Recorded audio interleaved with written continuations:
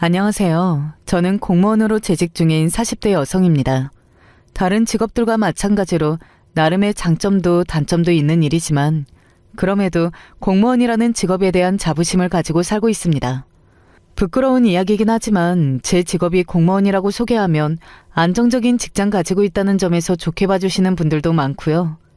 특히 저희 부모님 나이대의 어르신들께서는 더할 나위 없는 좋은 직종으로 평가받기도 합니다. 하지만 꼭 다들 그런 시선으로만 바라봐주는 건 아니더라고요.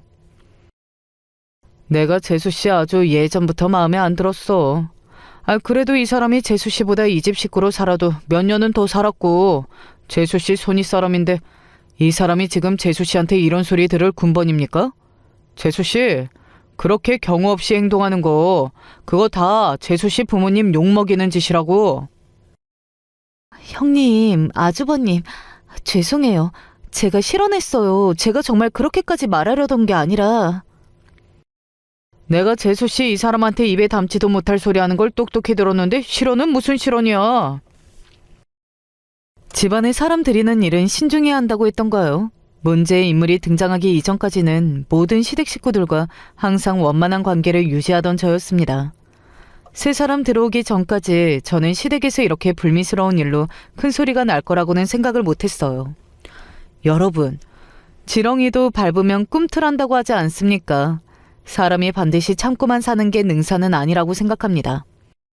여러분들 보시기에 제가 겪은 일이 마냥 참고 넘어갈 일이 아니었던 게 맞는지 한번 들어주시면 좋겠어요.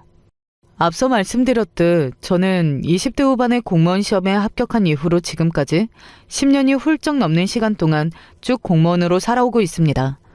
아무래도 직업의 특성상 다소 보수적인 부분이 있기도 하고 같은 직종이 아니면 서로 공감대를 형성하기 어려운 부분 역시 존재합니다. 그래도 저는 운이 좋은 편이라고 생각해요. 제 옆자리를 든든하게 지켜주고 있는 저희 남편 역시 같은 공무원이거든요. 비록 지금은 서로 다른 곳으로 발령받아 근무지는 조금 떨어졌지만 비슷한 업무를 하고 있는 입장에서 남편은 직업적인 고민을 함께 나눌 수 있는 신뢰할 수 있는 직장 동료이자 일터에서 힘든 일이 생겼을 때 지친 마음을 자상하게 달래주는 사려 깊은 배우자이기도 합니다. 서로 같은 일을 한다는 것이 늘 장점만 있는 것은 아닙니다만 서로를 이해할 수 있는 여지가 더 많다는 부분에 있어서만큼은 좋은 점도 적지 않다고 생각해요.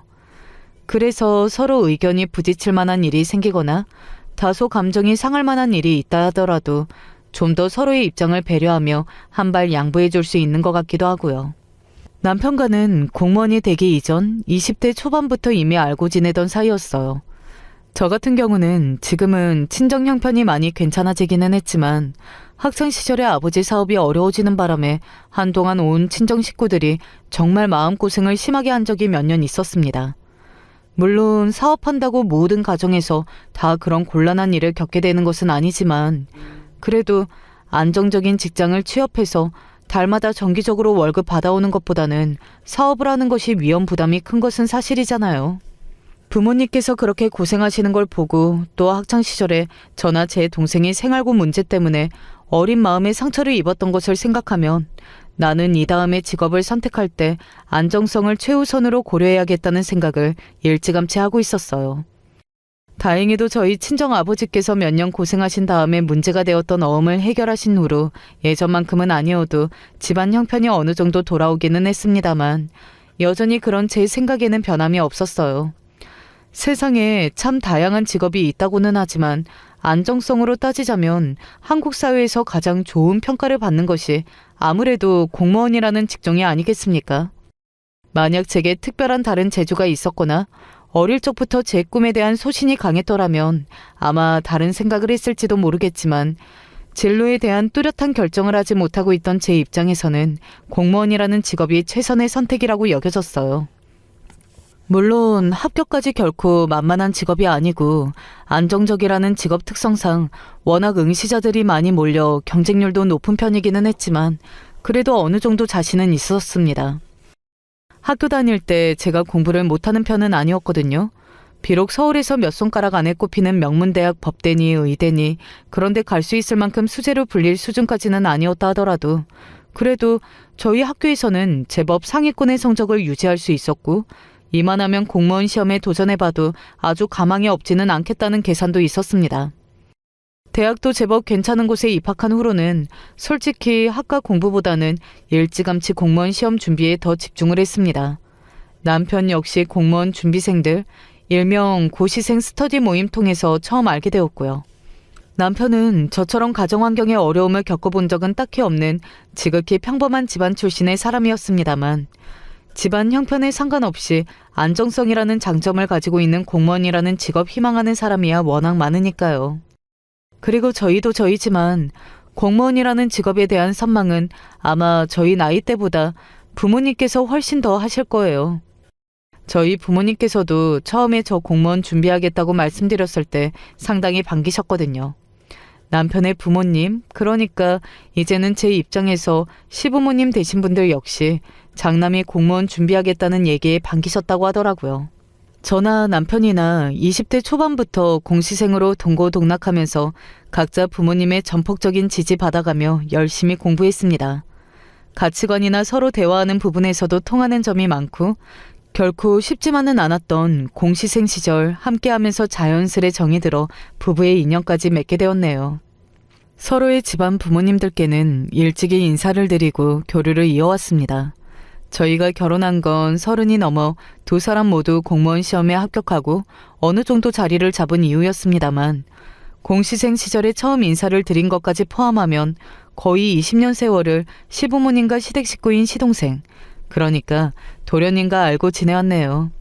제 인생 반평생에 가까운 시간이니 어찌 보면 참 길게 이어진 인연이라고도 할 수 있을 것 같습니다.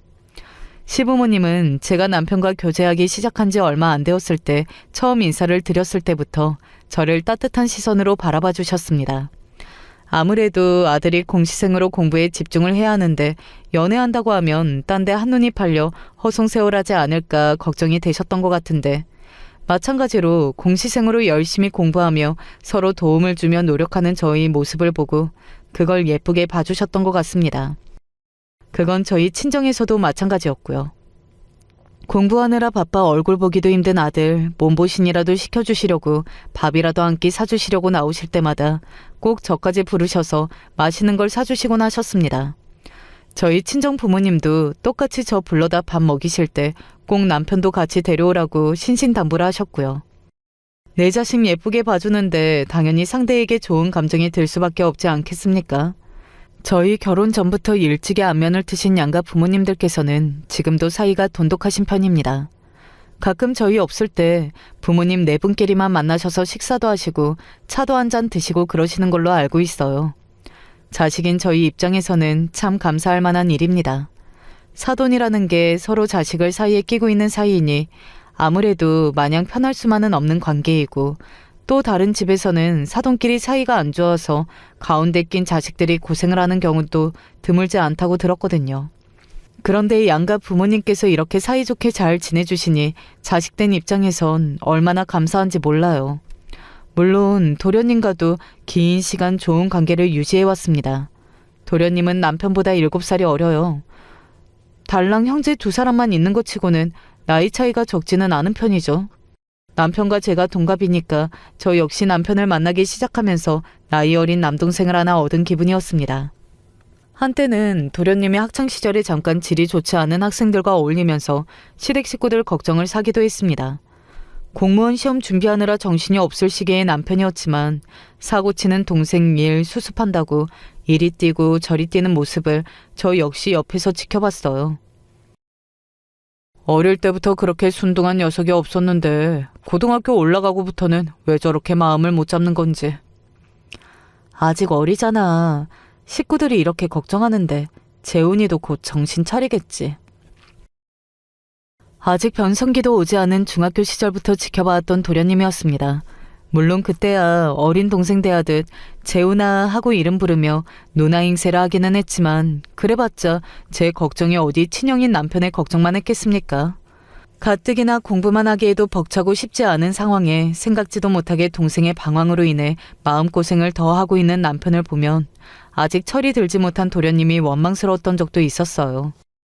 그래도 타고나길 사람 천성이 못된 사람은 아니어서 약한 학생들 괴롭히고 그러지는 않았지만 질 안 좋은 학생들과 어울려서 어린 나이에 담배도 배우고 오토바이 몰고 다니다가 학교에 걸려서 부모님 호출까지 당하는 바람에 시댁이 발칵 뒤집어진 적도 있었어요. 당연히 시부모님께서 실망감이 어마어마하셨고 두 분 모두 야단을 치셨지만 한창 사춘기인 도련님기에 부모님의 걱정이 온전히 와닿기는 어려웠겠죠. 저희 시부모님 두 분이 다 성격이 유하신 편이시거든요. 자식들도 다들 그 성정을 물려받았고요. 두 분 딴에는 화를 많이 내셨겠지만 평소 성정 생각하면 사고친 막내 아들에게 그리 모질게 대하지는 못하셨을 겁니다. 보통 이런 경우에는 아버지 쪽에서 아주 호되게 아이를 잡아야 아이가 부모를 무서워할까 말까인데 평소 자기 부모님 성격을 잘 알고 있으니 더 효과가 없었겠죠. 오히려 부모님보다는 7살 위의 형말을 더 무서워하는 도련님이었습니다. 아무래도 어릴 적엔 나이 터울이 있는 형이 어른같이 느껴지고 선망의 대상인가 동시에 어려워하는 마음도 가지고 있잖아요. 남편도 그걸 모르지 않아서 결국은 자기가 총대를 매야 했습니다. 부모님의 꾸중과 애원에도 정신을 차리지 못하는 동생에게 보다 못해 부모님 대신에 회초리까지 들게 된 거죠. 그날 저녁에 저한테 찾아와서 평소에 잘 마시지도 못하는 소주를 안주도 없이 한 병을 통째로 벌컥벌컥 들이키고는 제 앞에서 눈물을 쏟는 남편이었습니다.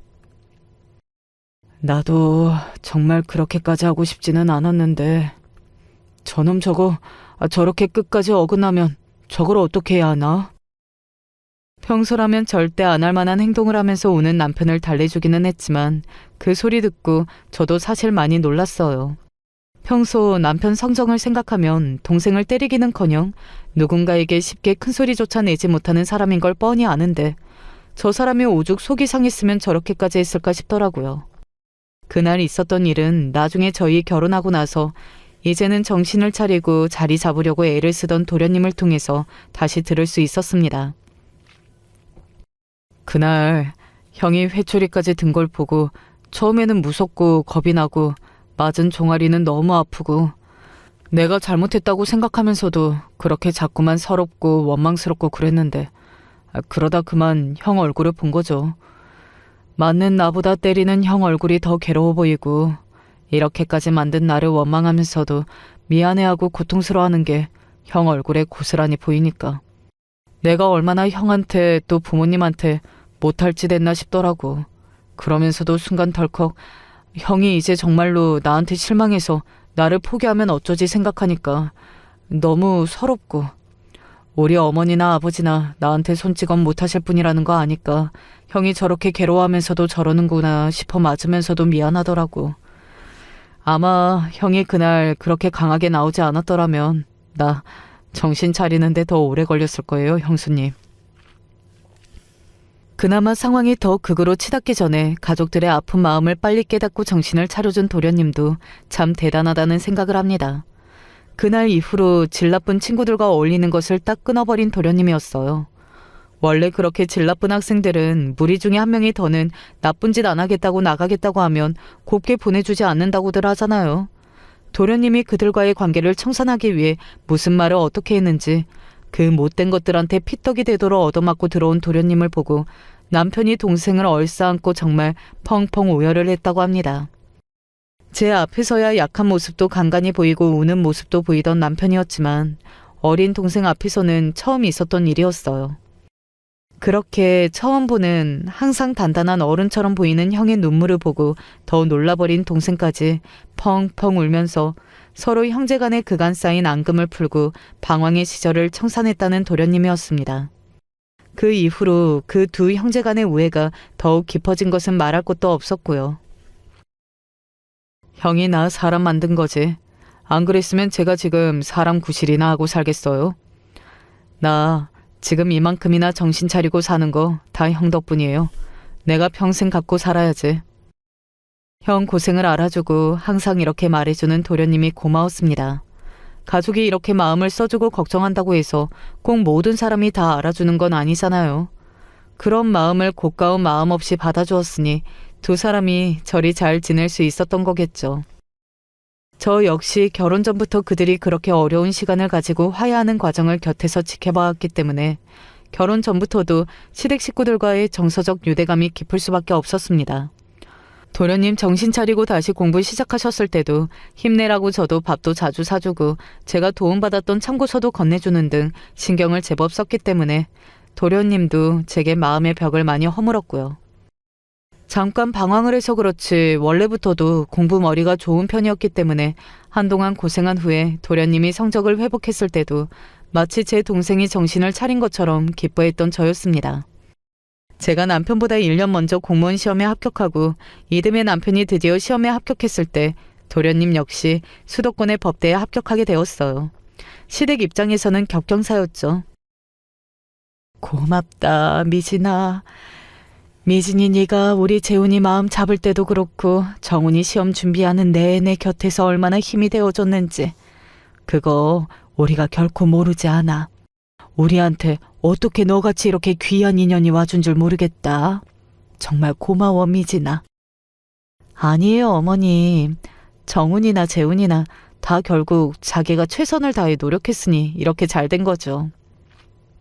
당신 아들들 잘 된 것에 제게 공로를 돌리시는 시부모님 말씀에 몸둘 바를 모르겠다가도 저를 그리 마음 써주시고 말씀해 주시는 게 참 감사하고 울컥하더라고요. 물론 도련님은 법대 입학 후로도 아직 법조인이 되기 위해서는 만만치 않은 관문들이 여러 남아있으니 공부하느라고 애를 먹어야 했지만 온 가족의 열화와 같은 응원 속에 본인의 오랜 꿈을 이루는 데 성공했습니다. 도련님이 변호사 시험에 합격했을 때가 저희 부부 결혼 2년 차에 접어들 때였습니다. 아직 30도 되지 않는 도련님이 변호사가 되었을 때 온 식구들이 하나같이 참 기뻐했어요. 중간에 방황했던 시간을 메꾸기라도 하겠다는 듯이 학교 다니면서 다른데 한눈 팔지 않고 오로지 공부에만 집중하던 도련님의 고생을 다들 잘 알고 있었으니 당연한 일이었죠. 사실 20대 초반 대학생 시절이 얼마나 좋을 때예요. 물론 저나 남편 역시 대학 시절부터 공무원 시험 준비한다고 남들 청춘을 만끽할 때 남들 하는 것만큼 즐기며 살지는 못했지만 그래도 저희에게는 그나마 서로라도 있었잖아요. 그 좋은 시절에 여자친구 만들 생각도 못하고 오로지 공부에만 몰두하고 있는 도련님 생각하면 안쓰러울 때도 많았는데 그게 다 저리 일찍 좋은 직업 찾아가려고 그랬나 보다 생각하니 참 대견하기도 하고 남편이나 저보다 7살이나 어렸기 때문에 항상 어린 남동생처럼만 생각했던 도련님이었는데 이제는 어엿한 사회인이 된 것도 모자라 법조인으로서의 새 출발을 준비하는 도련님이 그렇게 대견할 수가 없더라고요. 그러는 동안 저희 부부는 이제 30대 중반에 접어들고 있었습니다. 아직 결혼 2년 차라서 아이가 아주 급한 문제는 아니었지만 그래도 아무래도 나이가 두 사람 모두 30대 중반에 접어들고 있다 보니 슬슬 병원을 찾아야 하는 것이 아닌가 다소 걱정이 되고 있던 시기였어요. 그러던 차에 도련님이 가져다준 기쁜 소식에 간만에 다른 시름이 있고 그저 진심 어린 축하만 해주었습니다. 도련님 정말 고생 많았어요. 이번에 같이 시험 본 로스쿨 동기 중에 도련님이 가장 어리다면서요? 그동안 공부하느라고 얼마나 애를 많이 썼어. 고생했어요, 정말. 이게 어디 저 혼자 고생해서 될 일인가요? 믿업지 못한 막내 아들만큼이나 마음고생했던 우리 어머니 아버지나 형이나 다들 마음 써주시고 도와주셨으니 가능했던 거죠. 저 그동안 형수덕 많이 봤던 것도 잊지 않고 있어요. 지금이야 내가 집을 가진 것도 없이 이제 막 시작하는 입장이라서 대단한 건 못 해드리지만 앞으로 살면서 형하고 형수님한테 도움 받았던 거 하나도 안 빼놓고 두고두고 갚을게요. 도련님, 형이면 또 몰라도 내가 뭐 그렇게 대단한 게 한 게 있다고? 그렇게 말해주는 것만 해도 고마워서 배가 부른 기분이네. 한때 잠깐 방황한 적은 있지만 그때의 교훈으로 더 노력하고 살았던 도련님의 인생에 앞으로 꽃길만이 펼쳐지기를 진심으로 바랐습니다. 아들 며느리는 공무원에 이제 막내 아들까지 변호사가 되었으니 자식들 모두 번듯하게 장성시킨 시부모님의 시름도 가신 것 같았습니다. 집안에 다른 걱정이 없을 때이니 이제 저희 부부 사이에 아이만 찾아주면 참 더할 나위가 없겠다는 생각이 들었죠. 이제 갓 변호사로서의 출발을 내딛는 도련님이었으나 벌써부터 시부모님 통해 선자리가 심심치 않게 들어오기 시작했습니다. 저희 도련님이 인물도 참 서글서글하니 보기 좋은 인상이거든요. 키도 훤칠하니 큰 편이고요. 좋은 학교 나와 좋은 직업 가진 서글서글한 호남형의 젊은이니 주변에서 눈독 들일만 했습니다. 아무래도 직업이 직업이다 보니 비슷한 법 쪽에 종사하는 아가씨나 의사인 아가씨들 선자리도 제법 된다고 하시더라고요. 그런데 나는 집안 너무 의리의리한 데는 아무래도 좀 부담스러워서. 내가 그렇게 잘난 사람이 아니라서 그런가?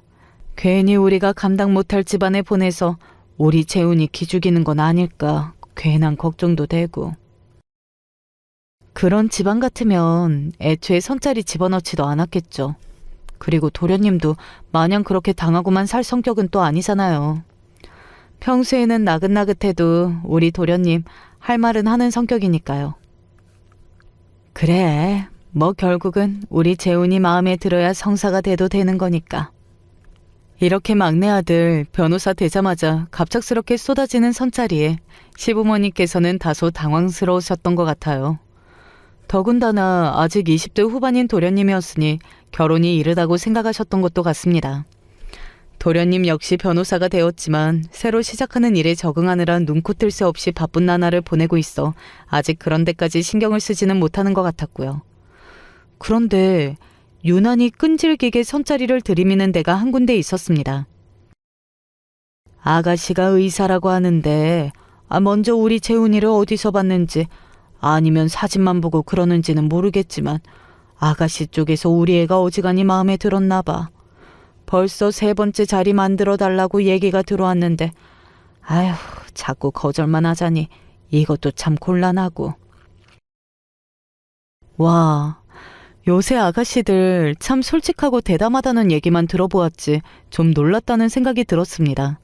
자기들끼리 보고 서로 좋아서 연락처 물어보고 만나는 거면 또 모르겠는데 이건 부모님 인간관계까지 끼어있는 엄연한 선찰이잖아요. 어지간히 마음에 들지 않았으면 이러기가 쉽지 않을 텐데 그쪽에서 도련님을 참 좋게 봐주고 있구나 하는 생각이 들었습니다. 시어머니 통해서 본 상대 아가씨 사진을 보니 생긴 것도 반듯한 것이 직업까지 의사라고 하고 제가 보기에도 조건이 참 좋아 보였습니다. 사람이 물론 조건이나 겉으로만 보이는 모습만 보고 평가할 수는 없는 거지만 사실 선시장이라는 게 그렇잖아요. 아직 일면식도 없는 사람들 내면이 어떤지까지 무슨 수로 알겠습니까? 몇십 년씩 알고 지내도 작정하고 숨기면 깜빡 속아 넘어갈 수도 있는 것이 사람 속내 아니겠어요? 그런 생각을 하니 도련님 조건에 빠지지 않는 잘난 아가씨가 이렇게 적극적으로 나오는 것이 그렇게 꺼릴 만한 일도 아니라는 생각이 들었습니다. 뭐 여자 쪽에서 먼저 마음에 든다고 충분히 다가올 수도 있는 일이잖아요. 어지간한 건 아직 선에 크게 관심이 없는 막내 아들에게 전하지도 않으셨던 시부모님도 역시 마음에 걸리셨는지 얘기를 하셔서 결국 약속을 잡게 되었습니다. 도련님 입장에서는 생애 처음으로 보는 선이었어요. 저희 시부모님도 연애 결혼하셨고 저희 부부 역시 마찬가지였기 때문에 집안에서 선자리 나간 사람은 도련님이 처음이었습니다. 저희 나름대로는 흥미진진할 수밖에 없었어요. 도련님, 어땠어요? 마음에 들어요? 사진 보니까 아가씨가 참 참하고 괜찮아 보이던데? 형수님도 참 사람 한번 보고 어떻게 하나요? 온 가족이 궁금해서 눈이 반짝반짝 거리며 묻는 말에 짧게 대답하는 도련님이었지만 제가 도련님 봐온 세월도 10년이 훌쩍 넘어가는 판에 그 정도 눈치도 채지 못하겠어요. 별 생각 없이 선자리에 나갔던 도련님도 상대방이 제법 마음에 든 것 같았습니다. 무엇보다 상대 쪽 아가씨가 그렇게 적극적으로 호감을 표시하는데 웬만큼 마음에 들지 않는 게 아니고서야 도련님도 기분이 좋았겠죠. 그렇게 두 사람이 몇 번 더 만나는 것 같더니 슬슬 결혼 이야기가 나오기 시작했습니다. 저희 시댁 식구들 입장에서는 아직 도련님 결혼이 급한 것도 아니니 가벼운 마음으로 나가서 안 되면 많은 거고 잘 되면 좋고 딱 이 정도로 생각했는데 예상보다 빠르게 결혼 이야기가 나오기 시작하자 다들 다소 놀라기는 했습니다. 도련님도 도련님이지만 앞으로 제 손아래 동서가 될 예비 동서 쪽에서 적극적으로 결혼 이야기를 꺼내는 것 같더라고요. 그러니 결혼 전부터 동서에 대한 이미지는 참 당차고 당당한 느낌이었습니다. 아직 시댁에 인사를 드리러 오지는 않았으나 사전에 전달받은 정보들은 시부모님 마음에도 드는 것 같았어요. 사실 그동안 재훈이 앞으로 들어온 선자리 생각하면 더 대단한 집안도 많았지만 나는 아가씨 쪽 집안이 우리처럼 평범한 집안이어서 오히려 괜찮겠다 싶었거든. 서로 어느 정도 집안끼리 비슷해야 한쪽이 처지거나 기죽을 일도 없고 집에서 대단하게 해줄 수 있는 형편까지는 안 되더라도 서로 자기들이 잘해서 좋은 직업 가진 사람들이니 그 정도는 암묵적으로 합의도 되지 않겠어. 그렇게 걸리는 문제 없으면 상대방 품성이 제일 중요한 문제이겠지만 아무리 그쪽 아가씨가 먼저 관심이 있었다고 해도 우리 재훈이 보기에 사람이 영 못 쓰겠다 싶었으면 여기까지 얘기가 나오지도 않았겠지. 그럼요. 도련님이 그 정도 사람 보는 눈도 없는 사람은 아니잖아요. 예상보다 이르게 장가가게 생긴 막내 아들 때문에 시어머니는 다소 서운하신 듯하긴 하지만 그래도 좋은 아가씨 만나 배필 삼을 수 있게 되었다며 안도하시는 듯 했습니다. 애초에 어지간한 일이 아니고서야 사람 못마땅해 하실 만한 품성이 못 되는 분이시기도 했고요. 저 역시 친동생처럼 생각하던 도련님의 평생 짝이 될 사람이니 낯선 사람이라고 낯가리고 딱딱하게 굴지 말고 서로 사이좋게 잘 지낼 수 있도록 내가 먼저 다가가야겠다고 마음 먹었습니다. 저야 어릴 적부터 시댁 식구들과 인사드리고 오래 인연을 맺어와서 사실 결혼할 때 상견례라고 해봤자 평소에 함께 어울리시던 분들 밥이나 함께하는 자리 정도로나 생각했거든요. 하지만 동서 입장에서는 하나같이 처음 보는 시댁 식구들이니 긴장이 될 것이고 그런 만큼 어려운 자리 조금이라도 긴장 풀 수 있도록 제가 더 잘해야겠다고 생각했어요. 하지만 그런 제 생각과는 다르게 시댁에 처음 인사 온 동서는 온몸에 당당함이 넘쳐 흐르는 사람이었습니다. 타고난 성격이 별로 낯을 가리지 않는 편인지 처음 보는 시부모님과 아주버니 부부에게도 낯가리는 기색 하나 없는 동서였습니다. 재훈 씨한테 얘기 많이 들었어요. 형님이랑 형수님이 자리 잡는 데 도움 많이 주셨다면서요? 도움은 무슨, 다 자기가 자기 할 일 알아서 잘해서 일찍 자리 잡은 거죠. 동서의 첫인상은 사람이 참 반짝반짝하다는 생각이 들더라고요. 좋은 학교 나와서 의사라는 좋은 직업까지 가진 사람이니 주변에서도 항상 칭찬만 들었을 것이고 스스로 잘난 사람이니 태도도 저렇게 당당할 수 있었겠구나 하는 생각이 들어 조금 부러운 마음도 들었습니다. 도련님보다 한 살이 어리다고 하니 저보다는 무려 8살이나 나이가 어리니 그런 모습이 참 풋풋하고 예뻐 보이기도 했고요. 무엇보다 처음 뵙는 시부모님이나 다른 시댁 식구들인 저와 남편에게도 잘 보이고 싶다는 의지가 보여서 그게 참 좋게 보이기도 했습니다. 본격적으로 두 사람 결혼 이야기가 나온 이후부터는 순식간에 모든 일이 착착 진행되었습니다. 특히 동서 쪽 추진력이 참 대단하더라고요. 남녀가 만나면서 결혼까지 성사되려면 한 사람은 적극적인 태도를 보여야 가능한 일인데 처음부터 도련님을 마음에 들어했던 동서 입장에서는 이제 양가 부모님 인사까지 마쳤으니 더 거칠 것이 없는 것 같았습니다. 연애부터 결혼까지 근 10년의 세월이 걸렸던 저희 부부와 비교하면 참 모든 일이 순식간에 지나간다 싶었습니다. 저렇게 동서 쪽에서 도련님에 대한 애정이 크니 다소 이르게 결혼한다 해도 두 사람이 참 잘 살겠지 싶어 다행이라는 생각도 했고요. 그렇게 시댁에 첫 인사로 온 지 채 석 달도 되지 않아 동서는 저희 시댁 식구들 모두와 법적인 가족관계가 되었습니다. 결혼을 했다고는 하나 아직 두 사람 모두 사회 초년생이나 마찬가지였습니다. 도련님도 로펌 취업한 후 이제 겨우 1년을 채울까 말까한 상황이었고 동서 역시 레지던트 과정 중이라 대학병원에서 근무하느라 얼굴 한번 보기가 힘들었고요. 나중에 레지던트 생활 마치고 개원이라도 하게 되면 지금보다는 여유가 있겠지만 20대 후반 이제가 법조인과 의료인으로서의 사회생활을 시작한 창창한 젊은이들 얼굴 보기 힘든 일이야 당연한 일이었습니다. 결혼하고 나서 동서와 더 가까워지고 싶은 마음이었는데 그것도 상대방 상황 생각하며 할 일이지 저 혼자 그런 마음이 있다고 그럴 수 있는 상황도 아니었고요. 워낙 처음 인사 온 이후로 결혼까지 시간이 짧았기 때문에 아직 동서와는 따로 둘이서 제대로 이야기해볼 시간조차 없었어요.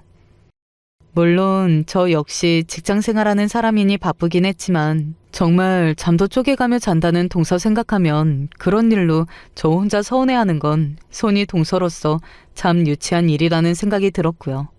앞으로도 시간이야 많으니 천천히 가까워지면 되겠거니 하고 생각했습니다. 그래서 결혼하고 첫 명절인데 아무리 바쁜 두 사람이라 하더라도 짬을 내서 시댁에 얼굴을 비쳤습니다. 어서와 동서, 일이 너무 바빠서 많이 힘들지? 네, 요새는 집에 들어가도 정말 죽은 듯이 잠만 자요. 이러다 전문이 따기도 전에 쓰러지는 거 아니지 모르겠다니까요. 오랜만에 보는 동서 걱정하는 말에 대뜸 훅 치고 들어온 신랄한 말에 다소 당황했습니다. 물론 워낙 힘들었으니 저렇게 말하는 거겠지만 아직까지 저렇게 말할 만큼 서로 가까워진 상황은 아니었거든요. 하지만 일이 얼마나 힘들면 아직 제대로 말도 나눠보지 못한 저한테까지도 저렇게 푸념을 하는가 싶어 그때는 그저 안쓰러운 마음이었습니다.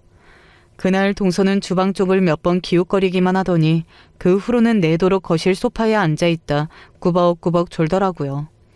사실 처음 시집와서 며느리가 할 만한 행동으로 그리 칭찬받을 만한 행동은 아니기는 했습니다만 그게 그렇게까지 거슬리지는 않았어요.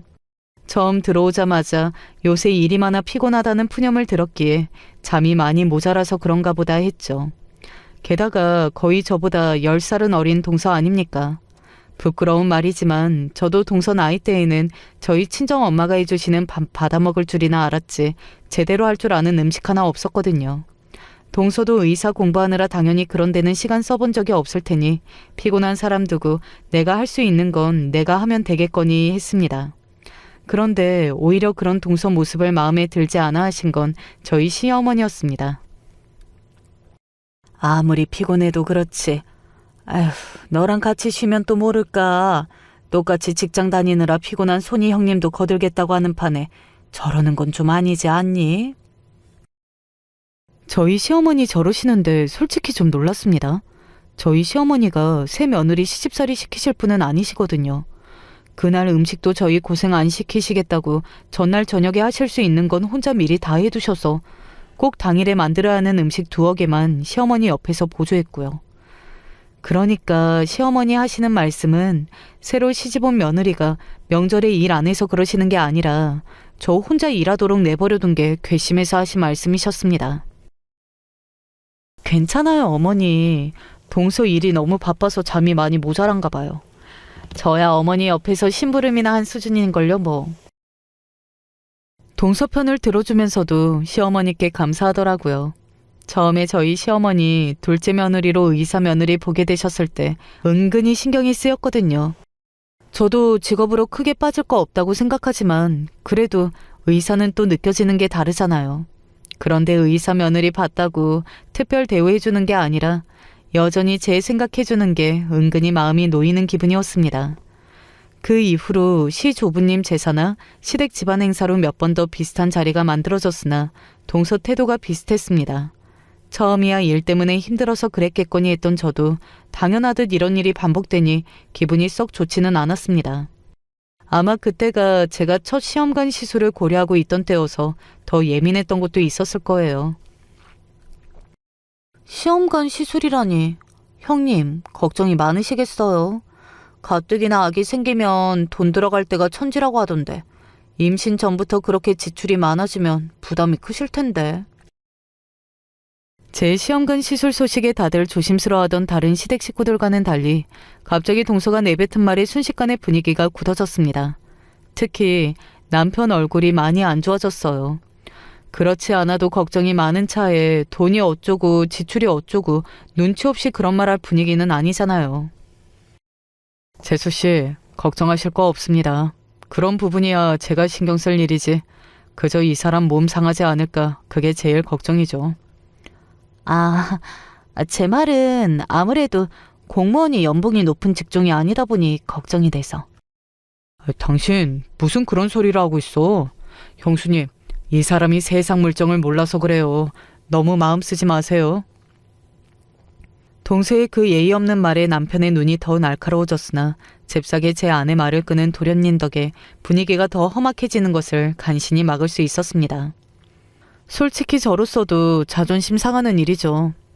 공무원 월급이 의사보다 한참 미치지 못할 수는 있으나 그게 사람 면전에다 대고 할 소리는 아니잖아요. 게다가 저도 저지만 저희 남편도 공무원인데 남편도 얼마나 기분이 상했겠어요.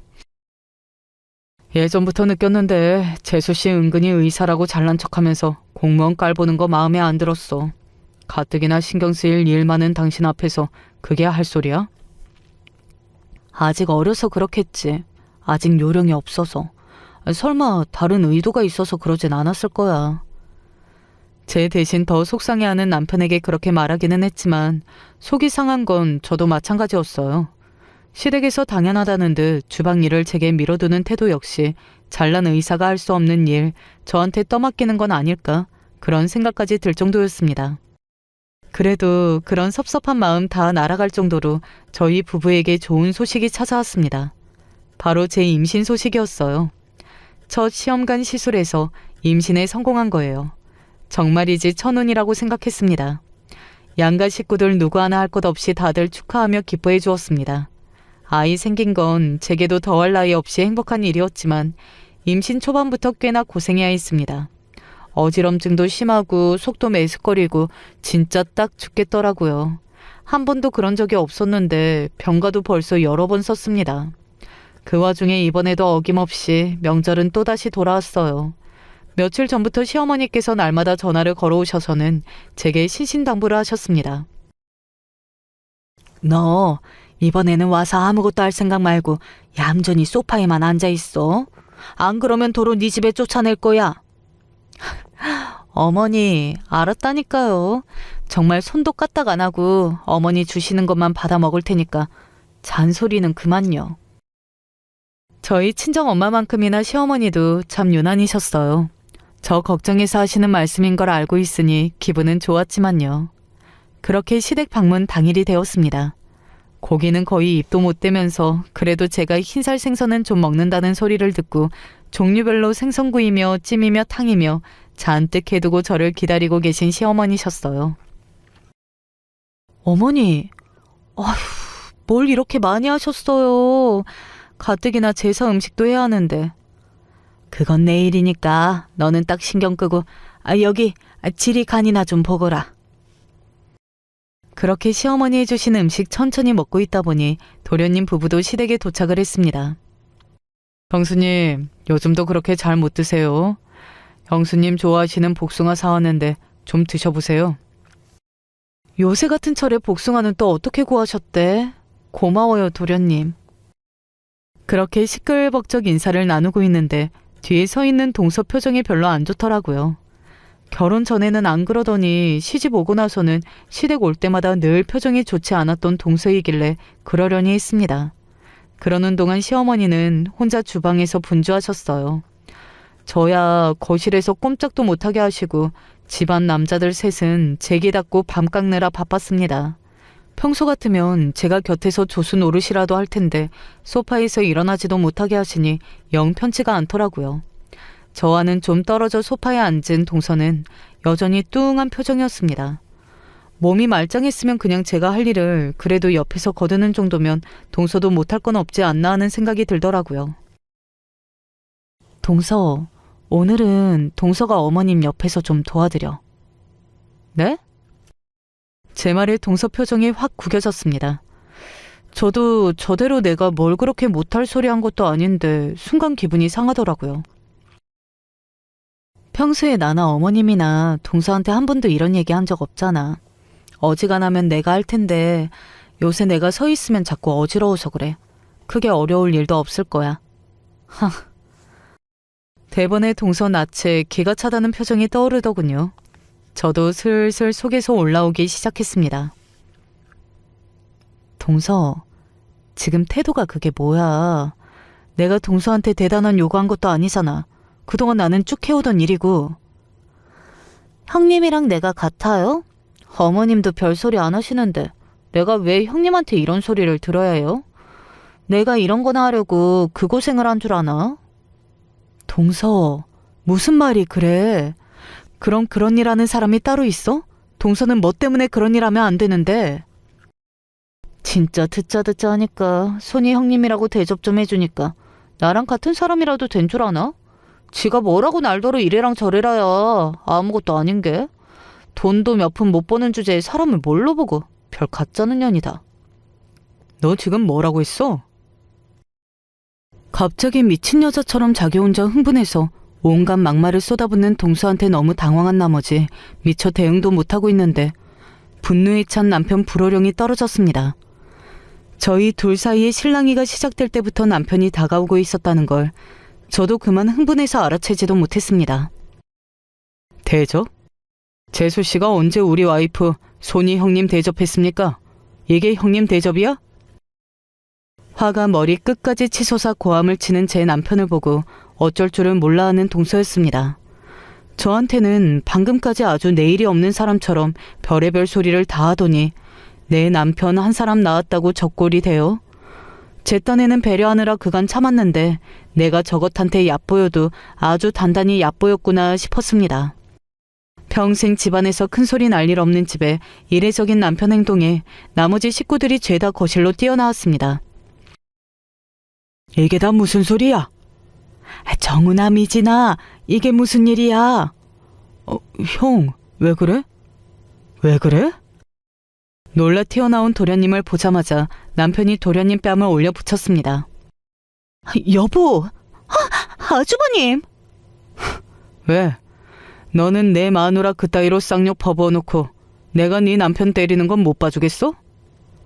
생각지도 못한 남편 돌발 행동에 얼마나 놀랐는지 모릅니다. 저만 그런 건 아니겠죠. 뺨 맞은 당사자인 도련님도 마찬가지였습니다. 형, 대체 왜 그래? 왜 그러는데? 재수씨 입으로 직접 들어. 네 처가 방금 내 마누라한테 무슨 쌍욕을 퍼부었는지. 그 말에 모든 이들의 시선이 동서에게 가서 꽂혔습니다. 아주 제대로 잘못 걸렸음을 직감했는지 동서는 이제 벌벌 떨고 있었어요. 여보, 그만해. 그렇다고 도련님 뺨을. 내 마누라 무시하면서 니까짓 게 어쩌니 돈을 못 버는 년이 어쩌니 하는 저걸. 그럼 저걸 때렸어야 해? 김재훈, 너 행실 똑바로 해. 네 처가 우리 집안을 얼마나 우습게 여겼으면 저런 짓거리를 해? 멀쩡한 사람한테 해도 기함을 할 소리를 임신해서 힘들어 몸도 못 가누는 사람한테.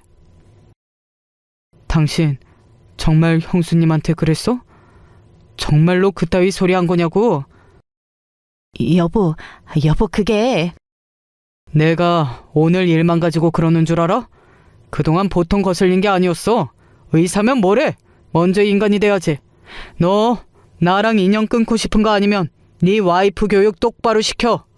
한 번만 더 내 마누라 저 따위로 대하면 그땐 저 여자는 물론이고 너도 가만 안 둬. 다 죽는 거야 진짜. 당신 도대체 무슨 정신 나간 짓거리를 한 거야? 내가 형이나 형수님이나 나한테는 부모님이나 다름없는 분들이시라고 그렇게 언행에 주의하라고 했는데 내 말을 귓등으로도 안 들었어? 당신 정말 제정신이야? 아이고 이게 다 무슨 일이야. 그야말로 집안꼴이 아수라장이 따로 없었습니다. 이제 동서는 눈물까지 짜내는 중이었어요. 그러면서 마치 구해달라는 눈빛으로 저를 쳐다보는데 그만 어처구니가 없어졌습니다. 여기서 최대 피해자가 저인데 가장 만만하게 생각하고 무시하던 저보고 구해주기라도 하라는 거예요. 저도 모르게 눈빛이 싸늘해졌습니다. 여보 내가 잘못했어. 아주버님 제가 잘못했어요. 제발 노여움 푸세요. 끝까지 저 사람한테 사과 안 하는 꼴 좀 봐. 아직도 정신을 못 차리고. 형님 죄송해요. 제가 요새 너무 일이 많아서 잠이 너무 모자라서 잠깐 미쳤었나 봐요. 남편 말 맞다나 엎드려 절받기나 다름없는 사과 듣고 있기도 싫고 애초에 내가 동서한테 왜 이따위 대접을 받아야 하나 싶더라고요. 어지러워. 여보 괜찮아? 미진아. 일부러 동서 엿먹으라고 그런 건 아니었는데 결과적으로 시댁 식구들 눈빛이 한층 더 사나워지는 걸 보고 도가니 쥐꼴이 된 동서였습니다. 그 꼴을 보고도 안 됐다는 생각은 안 들더라고요. 안 되어봤자 뭐 저만 하겠습니까? 평소에 손 하나 까딱 안 하던 동서한테 한마디 했다 한참 어린 여자한테 별소리를 다 들었는데요. 결국 저 춘날까 싶어 일단 저부터 데리고 집으로 간 남편이었습니다. 그러고도 동서는 화가 머리 끝까지 난 시부모님과 도련님께 한참 잣도리를 당했습니다. 세 사람 모두 잘난 의사라고 해서 오랜 시간 함께 온 가족 멸시하고 쌍욕 퍼부은 건 봐줄 사람들은 아니었기에 평생 대접만 받아온 동서 인생에 그런 대우 받아본 것은 처음이었을 겁니다. 비난이라는 비난은 있는 대로 듣고 시댁에서도 쫓겨났다는 동서 얘기를 듣고도 처음에는 분이 안 풀리더라고요. 온 식구들이 자기한테 등을 돌린 판인데 안 되겠다 싶었는지 동서가 저희 집까지 찾아와 사과하겠다는 뜻을 밝혔습니다. 내가 그날 너무 놀라서 당분간 동서 얼굴은 안 봤으면 싶은데. 형님 죄송해요. 제가 절대 해서는 안 될 소리를 했어요. 다시는 그런 일 없을 거예요. 제발 화 푸시고 문 좀 열어주세요. 당연히 문 안 열어줬어요. 제가 왜요? 잘난 의사가 사과하면 2년 전년 소리 듣고도 월급 얼마 못 버는 공무원 나부랭이는 당연히 그 사과 받아줘야 합니까? 동서가 사과하는 거야 당연한 일이지만 그거 받아주는 건 제 자유죠. 그렇게 안정에 위협이 된다는 이유로 임신기간 내내 동서와의 접촉을 거부한 저였습니다. 다른 시댁 식구들은 당연하다는 듯 제 편을 들어주어 가능한 일이었어요. 천하에 못된 것 같으니라고. 네가 얼마나 제 편을 들어주었는데 내가 사람을 잘못 들였다. 당신 잘했어. 어디 말 몇 마디로 제 맞대먹은 짓거리를 퉁치려고 들어. 도련님은 제 얼굴 볼 때마다 사과하고 또 사과했습니다. 다 제 잘못입니다, 형수님. 다 제가 모자라서 생긴 일이에요. 저 사람 저런 식으로 거만하게 구는 거 눈치는 채고 있었는데 형수님한테까지 저렇게 경우 없이 굴 줄은. 제가 정말 죄송해요, 형수님. 아무리 동서가 제게 잘못을 했다 한들 제 아내 편이 아닌 제 편을 들어주는 시동생에게 고마웠습니다. 사실 따지고 보면 도련님도 참 안 된 일이죠. 동서 일 때문에 도련님과 척칠 마음 조금 더 없었기에 도련님과는 여전히 잘 지내고 있습니다.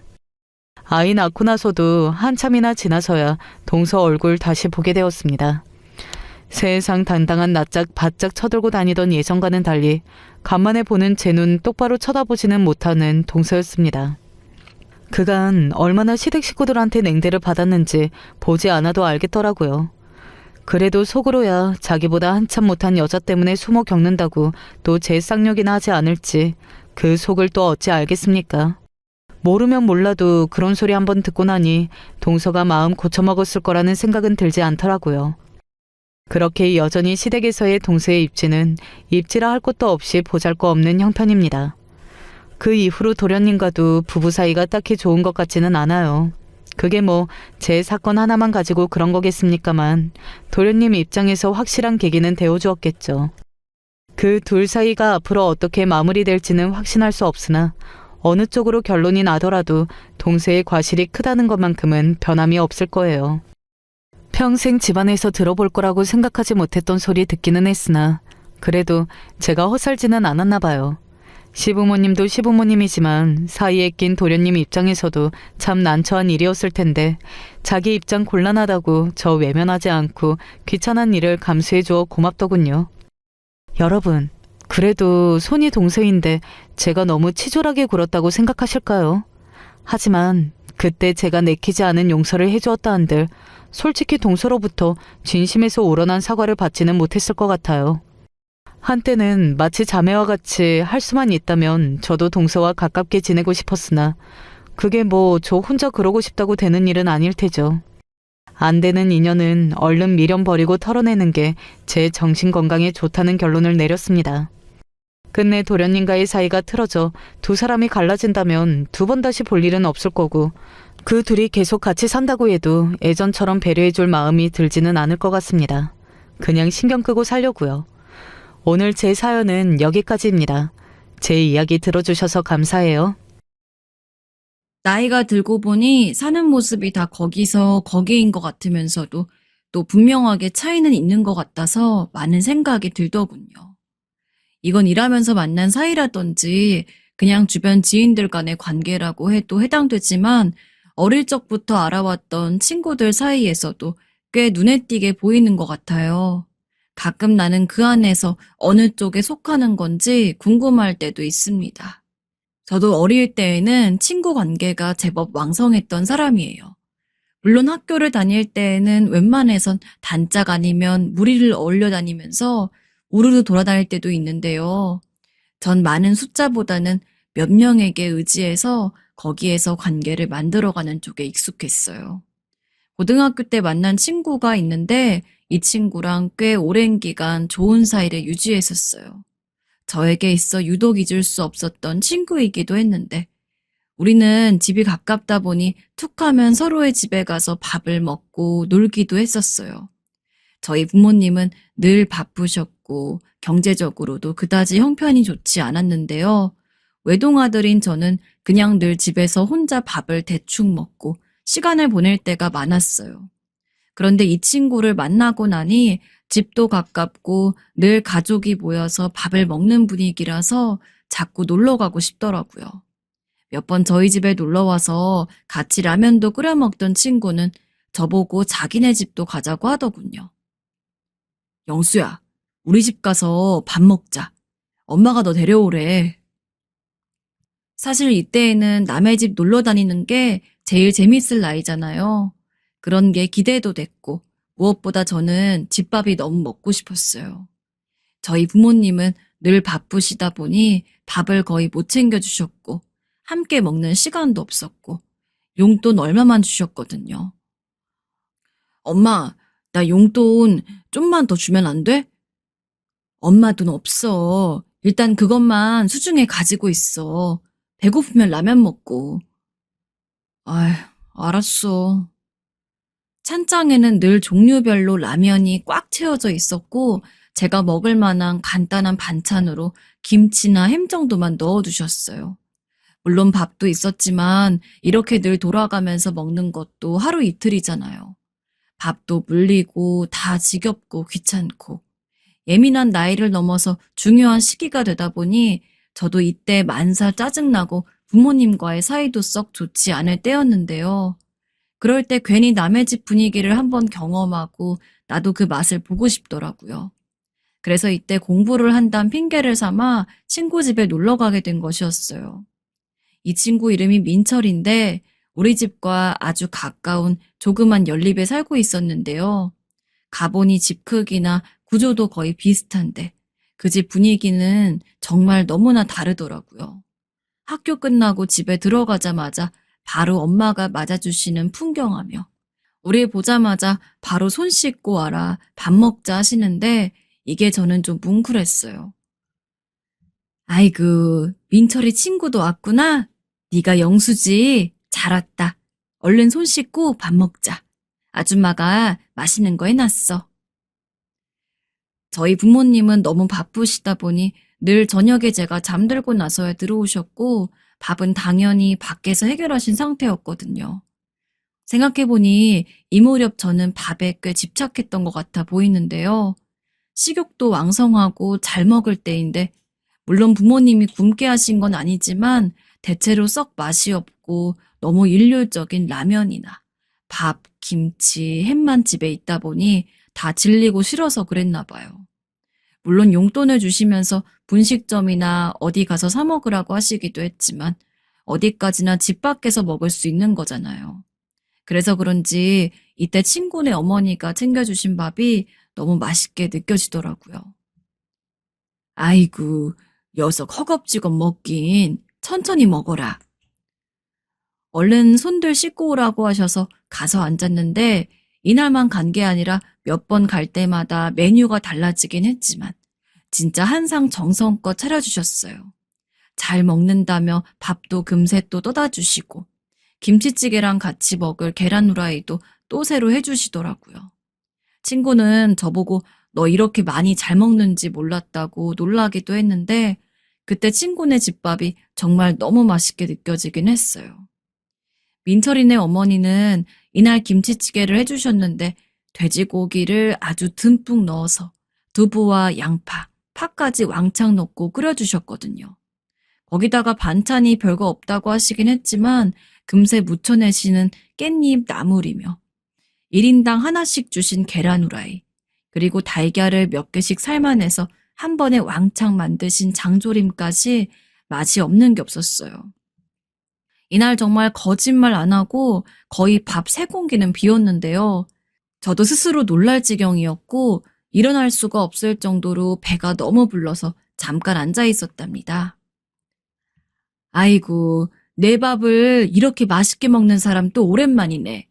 뭘 이렇게 맛있게 잘 먹니? 너 우리 아들 해야겠어. 아, 네, 맛있었어요. 정말로요. 아주머니가 엄청 웃으시는데 괜히 저도 머쓱해서 머리를 만지작거렸던 것도 기억나고요. 그렇게 잘 먹고 친구 방에 들어가서 놀면 별말 안 했지만 그 공간이 왜 이렇게 편하게 느껴졌는지 모르겠어요. 그러고 집으로 돌아와서 텅 비어 있고 인기척이 없는 느낌을 받으면 또 그렇게 처지더라고요. 그리고 이후에 우리는 각자 대학을 다른 곳으로 가게 되었기에 조금씩 멀어지긴 했지만 그래도 종종 학교 다니는 중에 만나서 시간을 보내기도 하고 여지없이 또 민철이네 가서 밥을 먹고 오기도 했어요. 그러다 이제 저희 부모님 사정으로 이사를 가게 되는 바람에 완전히 멀어지게 된 거죠. 저도 제대를 하고 시간이 좀 지났고 취업 준비를 하고 있었어요. 근데 이쯤 만나던 여자친구가 무척이나 저와 결혼을 하고 싶어 했어요. 전 그전에도 연애를 몇 번 하긴 했지만 크게 관심은 없었고 나중에도 꼭 결혼이라는 걸 해야 할지 판단이 서지 않았는데요. 이때 여자친구는 엄청나게 적극적이었고 저보다 1살 어렸는데 왜 그렇게 결혼을 강요했는지 모르겠어요. 나 얼른 오빠랑 결혼해서 아기도 낳고 함께 살고 싶어. 우리 집에서도 오빠 데려와 보라고 아주 난리야. 그냥 가서 얼굴만 비추고 오면 안 돼?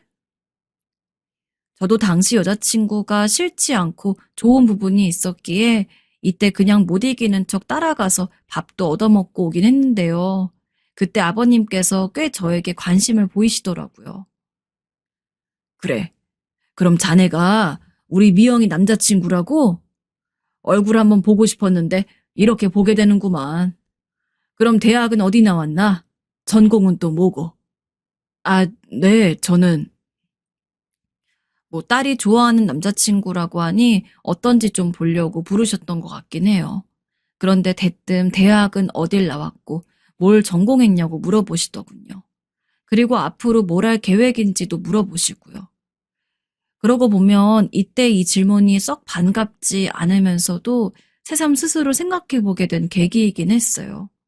전 경제 관련된 공부를 하긴 했지만 그렇다고 그쪽으로 막 적극적으로 나가고 싶지도 않았고 난 아직 준비가 안 되었는데 부모님은 계속 직장, 취업 얘기를 하고 계시고 여자친구는 결혼 얘기를 하고 있으니 아주 난감했던 상황이었거든요.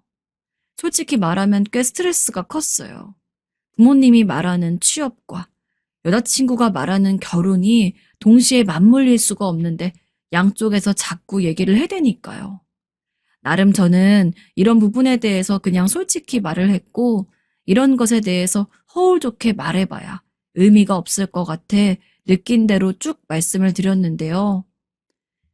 사실 저는 아직 많이 부족하다고 생각합니다. 결혼을 하기 위해서는 안정적인 직장도 필요하고 어느 정도 자리도 잡아야 하는데 제가 그런 여건을 아직 갖추지 못했으니까요. 안 좋게 들릴 이야기일 수도 있지만 어째 여자친구의 아버님은 좀 다른 표정으로 얘기를 듣고 계시더군요. 그러면서 둘이 만나는 건 좋은데 결혼은 아직 이른 것 같다고 정리를 하셨어요. 이 말씀에 여자친구는 단번에 얼굴이 굳어지면서 아버님께 화를 내더라고요. 아빠, 무슨 그런 말을 해. 결혼이 아직 이르다니. 난 오빠랑 결혼하고 싶어. 아, 그래서 여기까지 부른 거란 말이야. 하지만 저는 속으로 약간 안도감이 들었어요. 제가 하고 싶던 얘기를 아버님이 먼저 꺼내셔서 거절을 하다시피 하셨고, 제 입장에선 나름의 출구가 생겼으니까요. 그런데 아버님의 말은 끊기지 않은 채 계속 이어졌는데 듣고 너무 놀래서 잘못 들은 줄 알고 계속 눈을 크게 뜨게 되었어요. 자네, 우리 회사에서 일해보지 않겠나? 그냥 아르바이트식으로 말이야. 처음에는 취업을 준비하고 있는 학생한테 대뜸 아르바이트라니. 그리고 딸의 남자친구인 저에게 이런 얘기를 하시다니 여러모로 이해가 안 되고 뭔 의도가 있는지 모르겠더라고요. 안 그래도 불편해 죽겠는데 무슨 본인 회사에 와서 아르바이트를 하라고 하시는 건지. 여자친구 집이 좀 사는 것 같긴 했지만 그렇다고 덕볼 생각도 전혀 없는데 좀 안 내키더라고요. 일단 우리 회사가 어떤 곳인지 모를 테니 이야기해 줄게.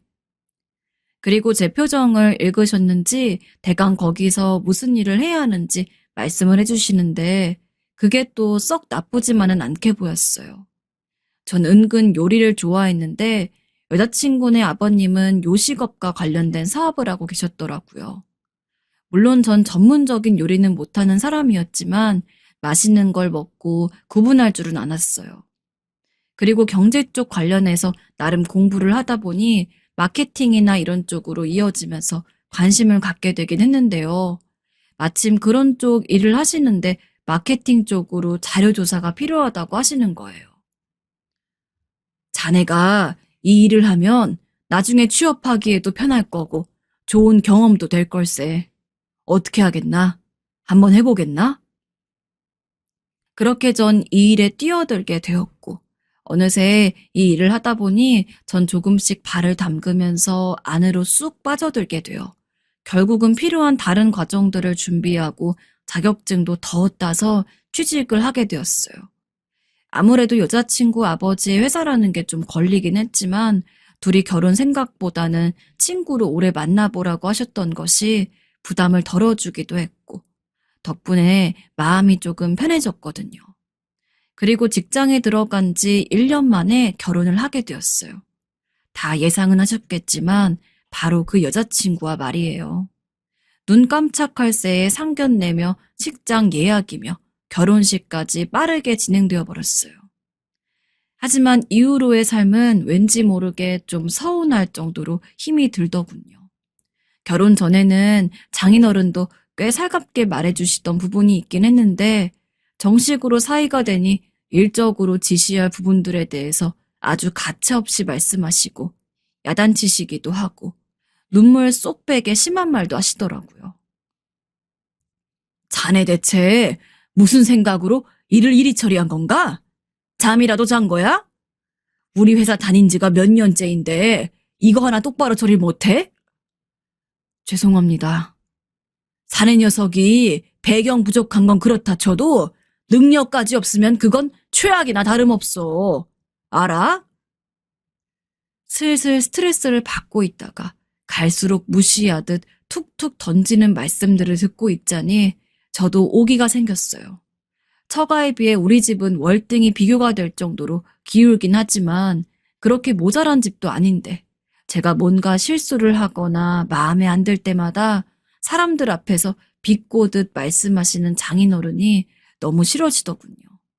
물론 감사한 부분도 있었지만 제가 좀 더 무리를 해서라도 꼭 비등한 관계, 아니 그보다 더 높은 쪽으로 성공하고 싶더라고요.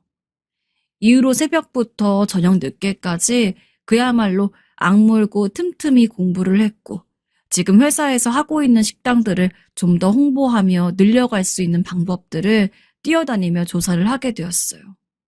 오래도록 음식 사업을 하신 장인어른도 나름의 노하우가 있으시고 대단한 실력이 있으시지만 그걸 요즘 시대에 맞게 풀어내서 마케팅을 잘 해내는 건 제가 더 잘할 수 있지 않을까 싶었거든요. 실제로 제가 별 관심도 없이 아르바이트 제의를 받았을 때도 그때 장인어른이 무심결에 하셨던 얘기였기도 하고요. 그런데 막상 써보고 괜찮은 줄 알았더니 사의로 드리면 더 일을 똑바로 할 줄 알았더니 영 맹물이라며 무시를 해대시니까 오기가 바짝 생겼어요. 그렇게 하던 중에 일을 점점 늘려가게 되었고 나중에 회사 안에서도 저의 입지가 조금씩 생겨나더군요. 그리고 아주 많은 시간이 흐르고 또 흘러 제가 관여했던 일들이 다 전반적으로 잘 풀려서 꽤 성공을 하게 되었어요. 하지만 그렇게 바쁘게 사는 동안 아내에게 썩 잘해주지도 못했고 내 가정을 무턱대고 꾸려놓고 제대로 챙기지 못한 것 같아서 그에 대한 후회도 있었습니다. 이런 복합적인 감정, 후회들이 밀려와서 왜 내 인생은 뭔가 자꾸 누가 정해놓은 것에 끌려가듯 가는 걸까? 회의도 들더군요. 그러던 차에 저는 저의 이 공허한 마음으로 뭔가가 대뜸 쑥 들어오는 경험을 하게 되었답니다. 그날도 제가 여기저기 시차를 나가서 좀 알아보다가 출출해서 근처 식당에 들어가서 식사를 하게 되었어요. 어쩌다 보니 점심시간을 훌쩍 넘겨버린지라 얼른 허기를 채울 수 있는 곳이라면 좋다는 생각으로 들어갔는데요. 평소 한식을 좋아하는 편이라 바로 앞쪽에 웬 작은 국수집이 있어서 들어가게 되었어요. 앉아서 메뉴판을 살펴보고 있는데 나와서 주문을 받는 사람의 얼굴이 왠지 모르게 낯이 익더군요. 괜히 저도 흘끔흘끔 보게 되다가 거의 국물을 다 들이킬 때쯤에 확신이 왔어요. 아무리 봐도 제가 아는 얼굴이 맞았고 그쪽도 저를 보는 새에 뭔가 알아챈 듯한 느낌이 있더라고요. 다행히 그쪽이 먼저 와서 말을 걸었어요.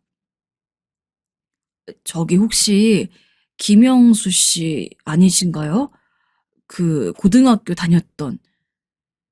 역시나 맞았어요. 제가 생각했던 민철이가 맞았던 것입니다. 전 얼른 입을 닫고 일어서서 손을 내밀고 악수를 했고 왠지 어색하면서도 반가워서 어쩔 줄을 몰랐어요. 맞다고, 내가 맞다고 몇 번이나 얘기를 하면서 그 손을 계속 맞잡고 둘이 그렇게 서 있기만 했는데요.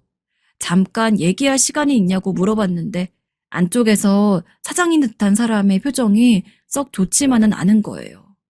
왠지 눈치가 보여서 연락처만 받고 그대로 돌아오게 되었는데 나오면서도 자꾸 가게 쪽으로 시선이 가더군요. 민철인 너무 반가웠는데 30년이란 시간이 지나서 만나게 된 친구의 얼굴은 어쩐지 인상이 좀 변해 있어서 말이에요. 그래도 간만에 이런 보물 같은 발견을 해서 얼마나 좋던지 저도 모르게 차에 앉아서 옛 생각에 잠겨 잠깐 있게 되었는데요. 그러다가 다시 가게 쪽을 흘끔 보았는데 민철이가 밖으로 나와서 담배를 피우는 것 같더군요. 그런데 얼마 안 돼서 안쪽에 있던 그 사장 같은 사람이 따라 나오는 것 같더니 민철이에게 뭐라 화를 내는 것처럼 보이더군요. 야, 너 내가 국수간 제대로 맞추려 했어 안 했어? 싱겁잖아. 네가 먹을래 이거? 너 지금 내가 우습냐?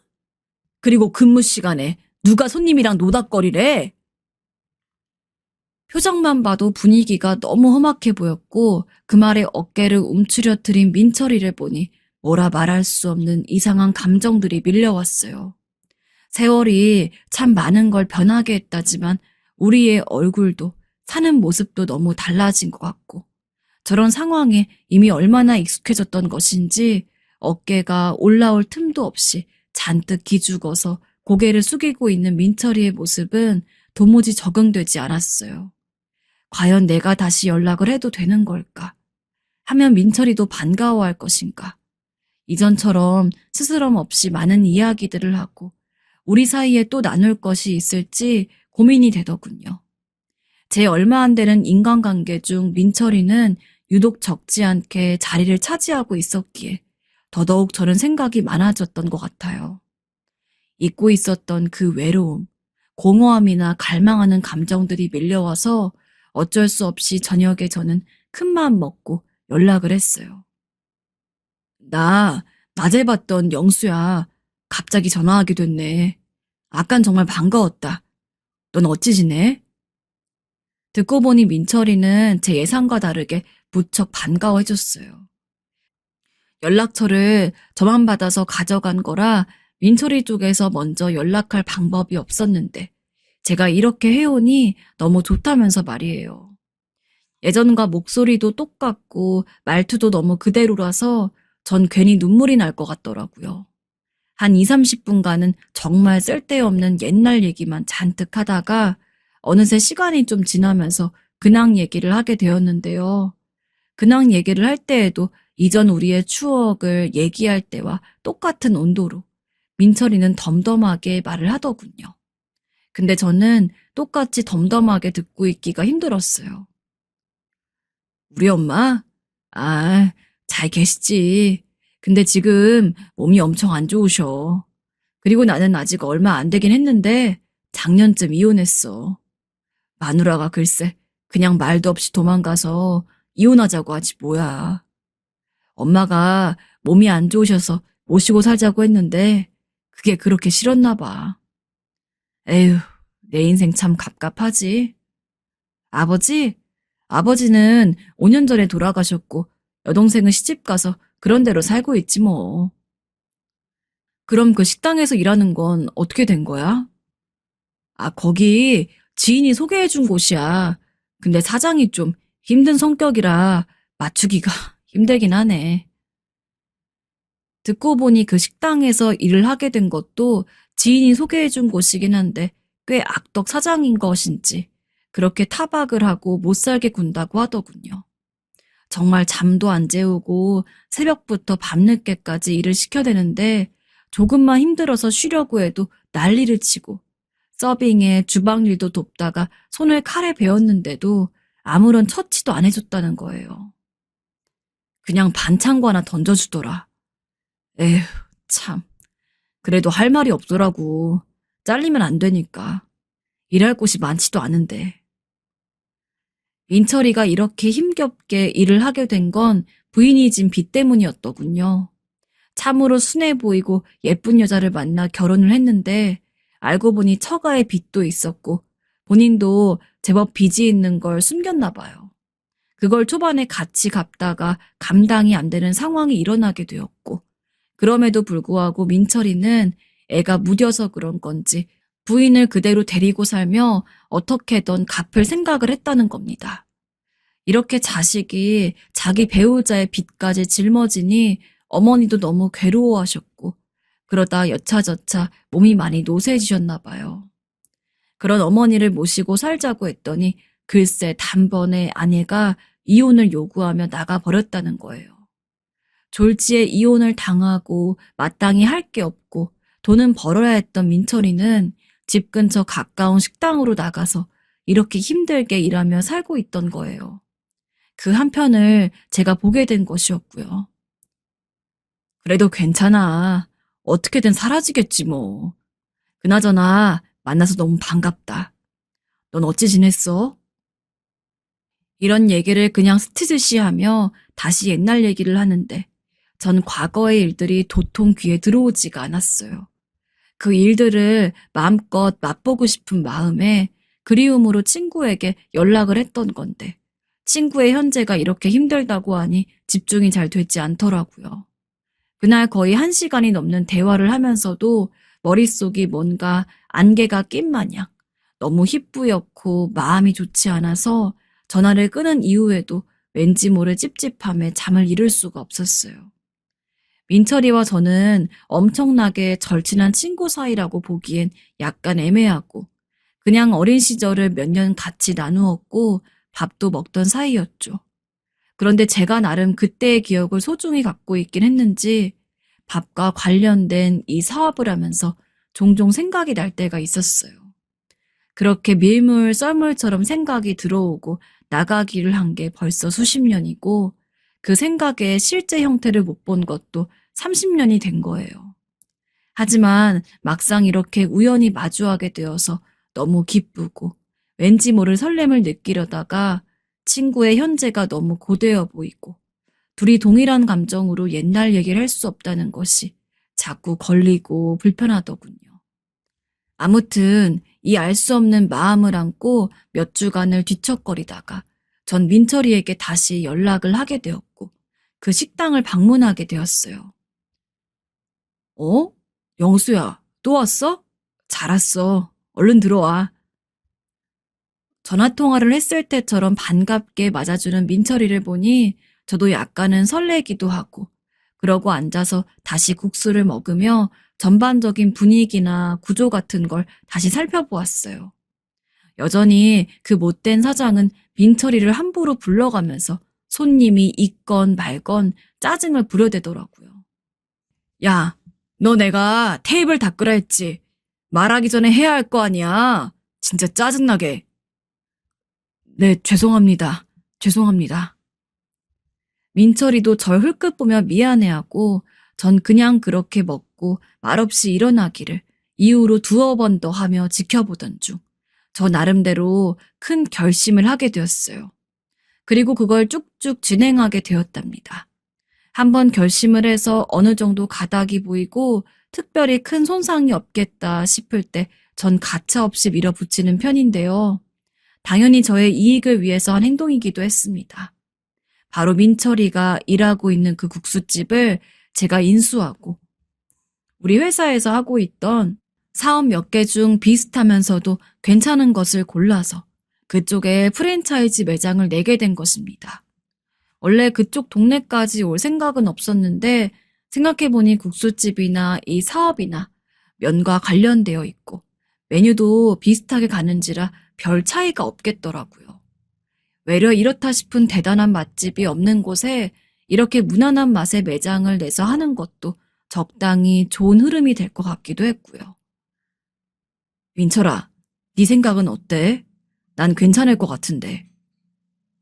아이, 근데 너도 알다시피 내가 요리도 잘할 줄 모르고 무엇보다 돈도 없고. 여전히 이 얘기를 듣고 어찌해야 할 줄 몰라서 당황스러워하는 민철이에게 전 차분하게 자리를 잡고 설명을 했어요. 당장 필요한 것들은 제가 지원해 주겠다고 했어요. 사실 프랜차이즈 내는 데 있어서 초기 자금이 많이 드는 건 아니고 그 외적으로 부수적인 부담이 좀 있긴 하지만 내가 일단 미리 내줄 테니 나중에 찬찬히 오래도록 갚아. 어때? 아휴, 내가 뭐라고 해야 할지. 이렇게 네 도움을 받을 줄 몰랐는데 너무 갑작스럽기도 하고. 천천히 생각해봐. 일단 무난하게 된다고 해도 수익이 나쁘지 않은 사업이거든. 그리해서 민철이는 얼마간 고민하다가 그 자리에 들어오게 되었고 전 운영과 관리에 대해서 여러 가지 교육을 해주고 직원들을 보내 도와주기도 하는 등 보통의 프랜차이즈 매장을 낼 때의 시스템과 비슷하게 지원을 해주었어요. 그렇게 저와도 몇 번 마주하다 보니 민철이 역시 매장이나 직원들을 관리하고 체크하고 하는 일 쪽에 더 집중하게 되어서 조금씩 열심을 내더라고요. 그렇게 해서 여기에 매장을 내고 난 뒤 초반에 3, 4개월 정도의 시간을 지난 뒤에 이윽고 1년 차가 되자 일일 매출이 무척 잘 나오게 된 겁니다. 제가 지원을 해준 만큼 민철이도 무척이나 노력을 해주었고 회사에서 해주는 교육도 꾸준히 듣고 따라오면서 점점 매장 관리를 잘하게 되더군요. 여러모로 합이 맞게 되면서 매출이 꾸준히 오르고 있는 상황이고 이 일을 시작한 뒤 1년 정도 되어서 비로소 안정적으로 수입을 일정하게 내게 되었어요. 정말 고맙다. 영수야, 너 덕분에 내가 신세가 폈어. 이 고마움을 어찌 갚아야 할지 모르겠다. 민철인 이 부분에 대해서 저에게 무척이나 고마워하고 있지만 전 저대로 민철이에게 고마운 마음이 듭니다. 저 역시 여러모로 일에 대해서 힘들고 제 개인적으로도 마음이 외롭고 힘든 시기를 보내고 있었는데 그때 민철이가 쑥 나타나 주었어요. 전 요 근래에 굉장히 마음이 두근두근하고 이 일에 대한 전환점도 새롭게 맞이하게 된 것 같아요. 민철인 저를 만나 상황이 좋아졌고 어머니도 마음을 놓으셨다며 고마워하지만 전 저대로 민철이를 만나서 막힌 곳이 풀린 느낌을 받게 되었어요. 앞으로 펼쳐질 우리들의 날을 좀 더 기대해보며 또 새로운 탄력감을 받고 열심히 뛰어보려고 합니다. 모두들 건강하시고 하시는 일들이 다 잘 되셨으면 좋겠습니다. 제 인생에서 가장 사랑한 여자를 한 명을 꼽으라면 지금의 아내일 겁니다. 사실 돌이켜보면 왜 그렇게 아내에게 마음이 갔는지 잘 모르겠어요. 하지만 처음 소개팅 자리에서 아내를 본 순간부터 전 느낄 수 있었습니다. 난 그 누구보다도 이 사람을 사랑하게 될 거라고요. 실제로 연애할 때도 전 아내에게 말 그대로 모든 걸 다 갖다 바칠 수 있는 기분이었습니다. 진짜 거짓말 좀 보태서 아내가 심장을 떼어달라 그러면 심장도 떼어줄 수 있을 정도로 말이죠. 제 아내가 사랑받는 사람이 되기를 원했기 때문에 남자친구 시절부터 전 아내를 말 그대로 공주님처럼 모셨습니다. 어디 간다 그러면 조금만 기다리라고, 내가 태우러 가겠다고 하면서 먼 거리를 차를 몰고 가 아내가 가는 곳까지 태워다 주기도 했고, 아내가 아프다 그러면 무조건 약과 죽을 사서는 문 앞에 걸어다 주는 등 진짜 그 이상 헌신할 순 없다는 이야기가 나올 정도로 아내에게 헌신했습니다. 아내는 가난한 집안에서 자랐지만 당시 제가 볼 땐 너무나도 구김살 없고 꿋꿋한 사람이었어요. 제 이상형이 힘든 일이 있어도 주저앉지 않고 다시 일어나고 열심히 사는 그런 사람이었는데 아내가 제 이상형에 딱 부합했죠. 그러면서도 얼굴은 여리여리하고 몸도 가녀리다는 그런 갭 차이가 절 아내에게 속절없이 빠지게 만들었습니다. 하지만 현실적으로 아내와 결혼을 하고자 했을 때 아내의 집안이 발목을 잡았습니다. 너 그렇게 가난한 집안이랑 결혼해서 어떻게 살려 그러니? 내가 분명히 장담하는데 너 그런 집이랑 결혼하면 네가 버는 돈 족족 그쪽으로 들어가는 수밖에 없다. 아니에요, 엄마. 엄마, 우려는 이해하지만 이 사람 정말 열심히 사는 사람이고 저희 둘이 같이 일할 거예요. 집안은 빼고 생각해 주세요. 저 정말 이 여자랑 결혼해야 돼요. 물론 부모님이 어떤 우려를 가지고 그런 이야기를 했는진 충분히 이해를 했습니다. 그러나 전 당시 아내를 너무나 사랑하고 있는 상황이었고, 사실 부모님이 어떤 말씀을 해도 결혼을 하겠다는 제 마음을 바꿀 의지 자체가 전혀 없었습니다. 그래서 저는 열심히 부모님을 설득했죠. 부모님이 허락을 하지 않는다고 하더라도 결혼을 할 수 있었지만 그래도 이왕 하는 결혼, 전 부모님의 축복까지 받고 싶었거든요. 제가 한 달을 내리 설득을 했더니 부모님도 어쩔 수 없다는 듯이 결혼을 허락해 주시긴 했습니다. 물론 완벽한 허락은 아니었지만 그래도 아예 결혼을 반대하던 이전과는 달리 그래도 결혼 자체를 인정해 주시는 부모님의 모습에 전 한시름 놓고 아내와 결혼을 준비할 수 있었습니다. 하지만 어찌저찌 결혼을 하고 나니까 문제점이 더 크게 보였습니다. 아내 자체는 그렇게 문제가 될 것이 없었는데 아내의 가족들이 문제였죠. 참고로 아내는 아래로 여동생 하나와 남동생 하나가 있고 아내가 장녀입니다. 제게는 처제와 처남이 되는 사람이죠. 그런데 이 처제와 처남이 진짜 문제가 많았습니다. 나이를 먹을 만큼 먹었는데도 제대로 된 일자리를 구하지 않는 겁니다. 여보, 처제랑 처남은 회사를 다닐 생각이 아예 없대? 모르겠어. 나도 걱정이 많아. 요새 계속 아르바이트만 하는데 막말로 내 동생들이 무슨 20살 대학교 새내기도 아니고 나이도 이 정도 먹었으면 이제 회사에서 진득하게 자리 잡고 일을 하고 있어야 되는데 아르바이트만 해대니까 나도 걱정이야. 처제와 처남은 30이 훌쩍 넘은 나이에도 계속해서 편의점이랑 패스트푸드 아르바이트 같은 것만 하는 것 같더라고요. 요새야 사람 사는 게 워낙 다양한 형태를 이루고 있다 보니까 흔히 아르바이트로만 생계를 유지하는 프리터족도 예전보단 생겼다고 해요. 하지만 그래도 여전히 한국에서 사는 사람이라면 제대로 된 직장을 가지는 게 일반적인 상황에서 그렇게 아르바이트만 해대니 그게 걱정이 안 될 수가 없죠. 차라리 아르바이트를 해서 돈이나 많이 벌면 또 모르겠습니다. 근데 아시겠지만 편의점이나 패스트푸드 아르바이트가 돈을 많이 벌 수 있는 직종인가요? 그런 것도 아니잖아요.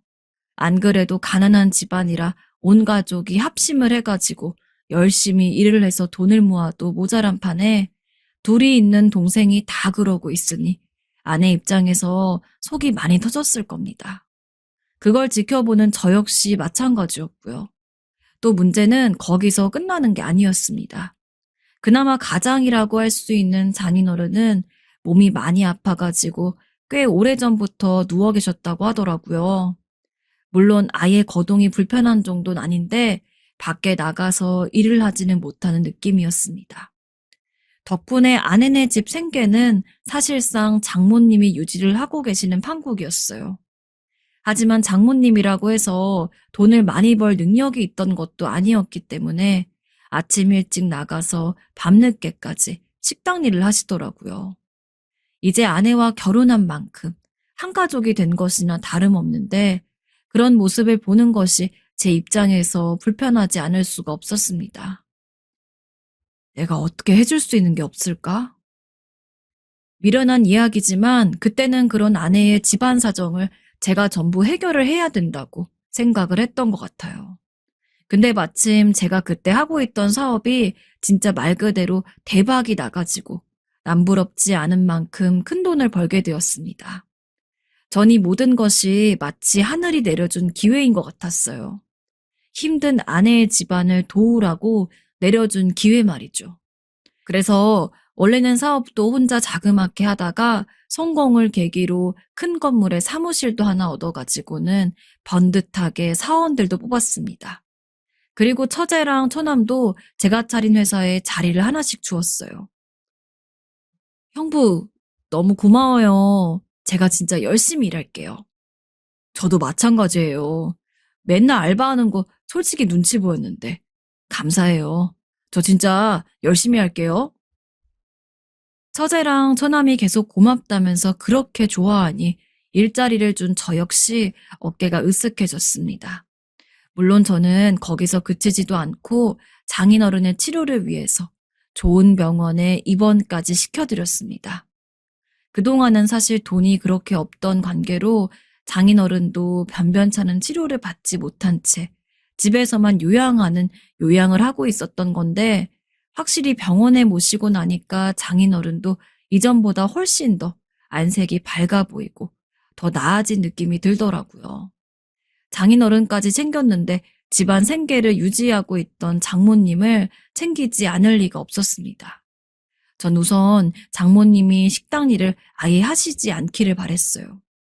왜냐하면 아내와 결혼을 준비할 당시에도 엄마가 요새 허리도 안 좋고 손가락 관절도 안 좋은데 계속 식당 일을 하시니까 자꾸 신경이 너무 쓰여. 걱정도 되고. 라고 아내가 이야기를 한 적이 있었거든요. 그래? 응. 식당 일이라는 게 보통 일이 아니잖아. 근데 엄마가 무리해서 계속 일을 하니까 점점 몸이 안 좋아지시는 것 같아. 사실 장모님도 가능하다면 일을 하고 싶지 않으셨을 겁니다. 그냥 자식들이 주는 용돈 받으면서 여유 있게 사는 게 장모님 입장에서 좋았을 테니까요. 하지만 집안 사정상 그게 여의치 않았기 때문에 장모님도 힘든 거 다 참아가면서 식당 일을 하셨던 겁니다. 전 그 이후부터 장모님에게 매달 용돈을 150만 원씩 드렸어요. 장모님이 식당 일로 버는 돈보다도 조금 더 많은 정도였습니다. 장모님, 이제 앞으로는 식당 일 하지 마시고 집에서 편히 쉬세요. 제가 매달 이만큼 용돈으로 드릴 테니까 친구분들도 만나시고 배우고 싶으신 거 있으시면 마음껏 배우러 다니시고요. 제가 용돈을 드린다는 소리에 장모님이 눈물을 글썽였던 것이 아직도 생생합니다. 당시 장모님은 제 손을 꼭 잡고 너무 고맙다 이서방. 정말 고마워. 그래도 내가 늙음하게 복은 있나 봐. 이서방 같은 사위를 만나고 라며 한참을 제게 고맙다고 하시는데 그 모습을 보니 너무 마음이 짠했어요. 그리고 제 스스로가 너무나 뿌듯하고 자랑스러웠습니다. 아내를 너무나 사랑하는 만큼 전 아내의 가족들도 진짜 제 가족이나 다름이 없었는데 한마디로 제 가족이 저로 인해서 도움을 받고 훨씬 더 편해지게 된 거잖아요. 그런 제 스스로 어떻게 자랑스럽지 않겠습니까? 전 그 이후로도 열심히 일을 했습니다. 물론 솔직히 그냥 벌어들인 돈만 생각하면 당장 별다른 일을 하지 않아도 먹고 사는데 전혀 지장이 없었지만 앞으로도 계속해서 돈 나갈 일은 많고 전 지금보다 더 아내의 가족들을 챙겨주고 싶었기 때문에 그러기 위해서는 사실 돈을 많이 버는 것이 제일 중요했거든요. 그리고 아내는 그런 저를 어떻게든 도와주고 싶어 했습니다. 아내는 이전에는 함께 일을 하고 있었지만 아이를 낳은 뒤로는 집에서 전업주부로 집안일만 했는데 제가 퇴근하고 돌아오면 아내는 늘 이렇게 이야기했어요. 당신만 너무 고생하는 것 같아. 내가 뭐 도와줄 거 없을까? 아니야, 됐어. 아이 키우는 것만으로도 벅찬데 괜찮아. 전 괜찮다고 그렇게 말해주는 것만으로도 큰 힘이 된다고 이야기했지만 아내는 그렇게 생각하는 눈치가 아니었죠. 그러더니 어느 날 아내가 제게 이렇게 이야기를 했습니다. 자기가 돈 관리를 대신 해주겠다고요. 그전까진 아무래도 제가 전부 돈을 벌다 보니까 통장 정리며 전부 제가 처리를 하고 아내는 생활비만 다달이 몇백씩 받아 쓰는 상황이었는데 근데 아내는 그조차도 제가 하기 번거로울 테니까 애초에 제가 번 돈 자체를 본인이 관리를 하면서 제가 그런 사소한 것까지 신경 쓰지 않게 하는 게 좋겠다고 하더군요. 그래? 아이, 그래주면 고맙지. 별일도 아닌데 뭐. 아무튼 통장 관리는 내가 앞으로 다 할 테니까 당신은 신경 쓰지 마. 전 아내를 철석같이 믿고 있었습니다. 그래서 그 이야기를 들을 당시에도 아내가 정말로 나를 생각하고 사랑해 주는구나 하며 감격했지 설마 아내가 제가 번 돈을 다른 곳에 마음대로 사용할 거란 의심 자체를 전혀 안 했습니다. 아내가 알아서 해줄 거라고 굳게 믿었기 때문이죠.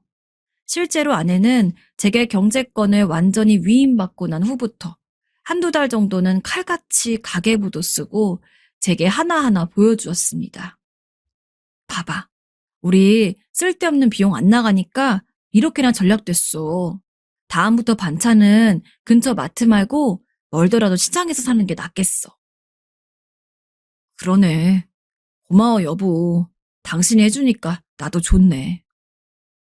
제가 돈 관리를 할 때보다 더 깔끔하게 된 정리에 알게 모르게 절약되는 부분도 있으니 전 그게 당연히 흡족했어요. 하지만 딱 3달째가 되는 날에 사건이 터지고 말았습니다. 발단은 아내가 매달 보여주던 가계부를 보여주지 않았다는 것에서 시작했어요. 당신 그러고 보니까 이번 달 가계부는 언제 보여줄 거야? 궁금한데. 사실 제가 그 말을 했던 건 정말로 가계부를 보고서 하나하나 확인하려는 의도가 아니었습니다. 애초에 저는 가계부를 본다고 하더라도 아내만큼 세세하게 알질 못했고 그냥 함께 가계부를 보면서 이런저런 이야기를 나누는 게 좋았기 때문에 별 생각 없이 그렇게 이야기를 한 건데 그 뒤에 이어지는 아내의 답변이 충격적이었어요. 당신 돈 모아둔 거 다 썼어. 응? 처음엔 장난치는 줄 알았습니다. 그래서 웃으면서 에이, 무슨 농담을 그렇게 해? 라고 하면서 말을 하고 아내를 쳐다봤는데 아내의 표정이 더없이 진지하더군요. 그때가 돼서야 전 아내가 진지하게 한 말이란 것을 알았습니다. 큰 돈을 대체 다 어디다 썼냐고, 대체 무슨 일이냐고 꼬치꼬치 캐물었더니 아내가 하는 말이 빚을 갚는 데 썼다더군요. 당신 빚이 있었어? 근데 왜 내가 몰랐던 거야? 정확히는 내 빚이 아니고 우리 아빠가 예전에 지었던 빚.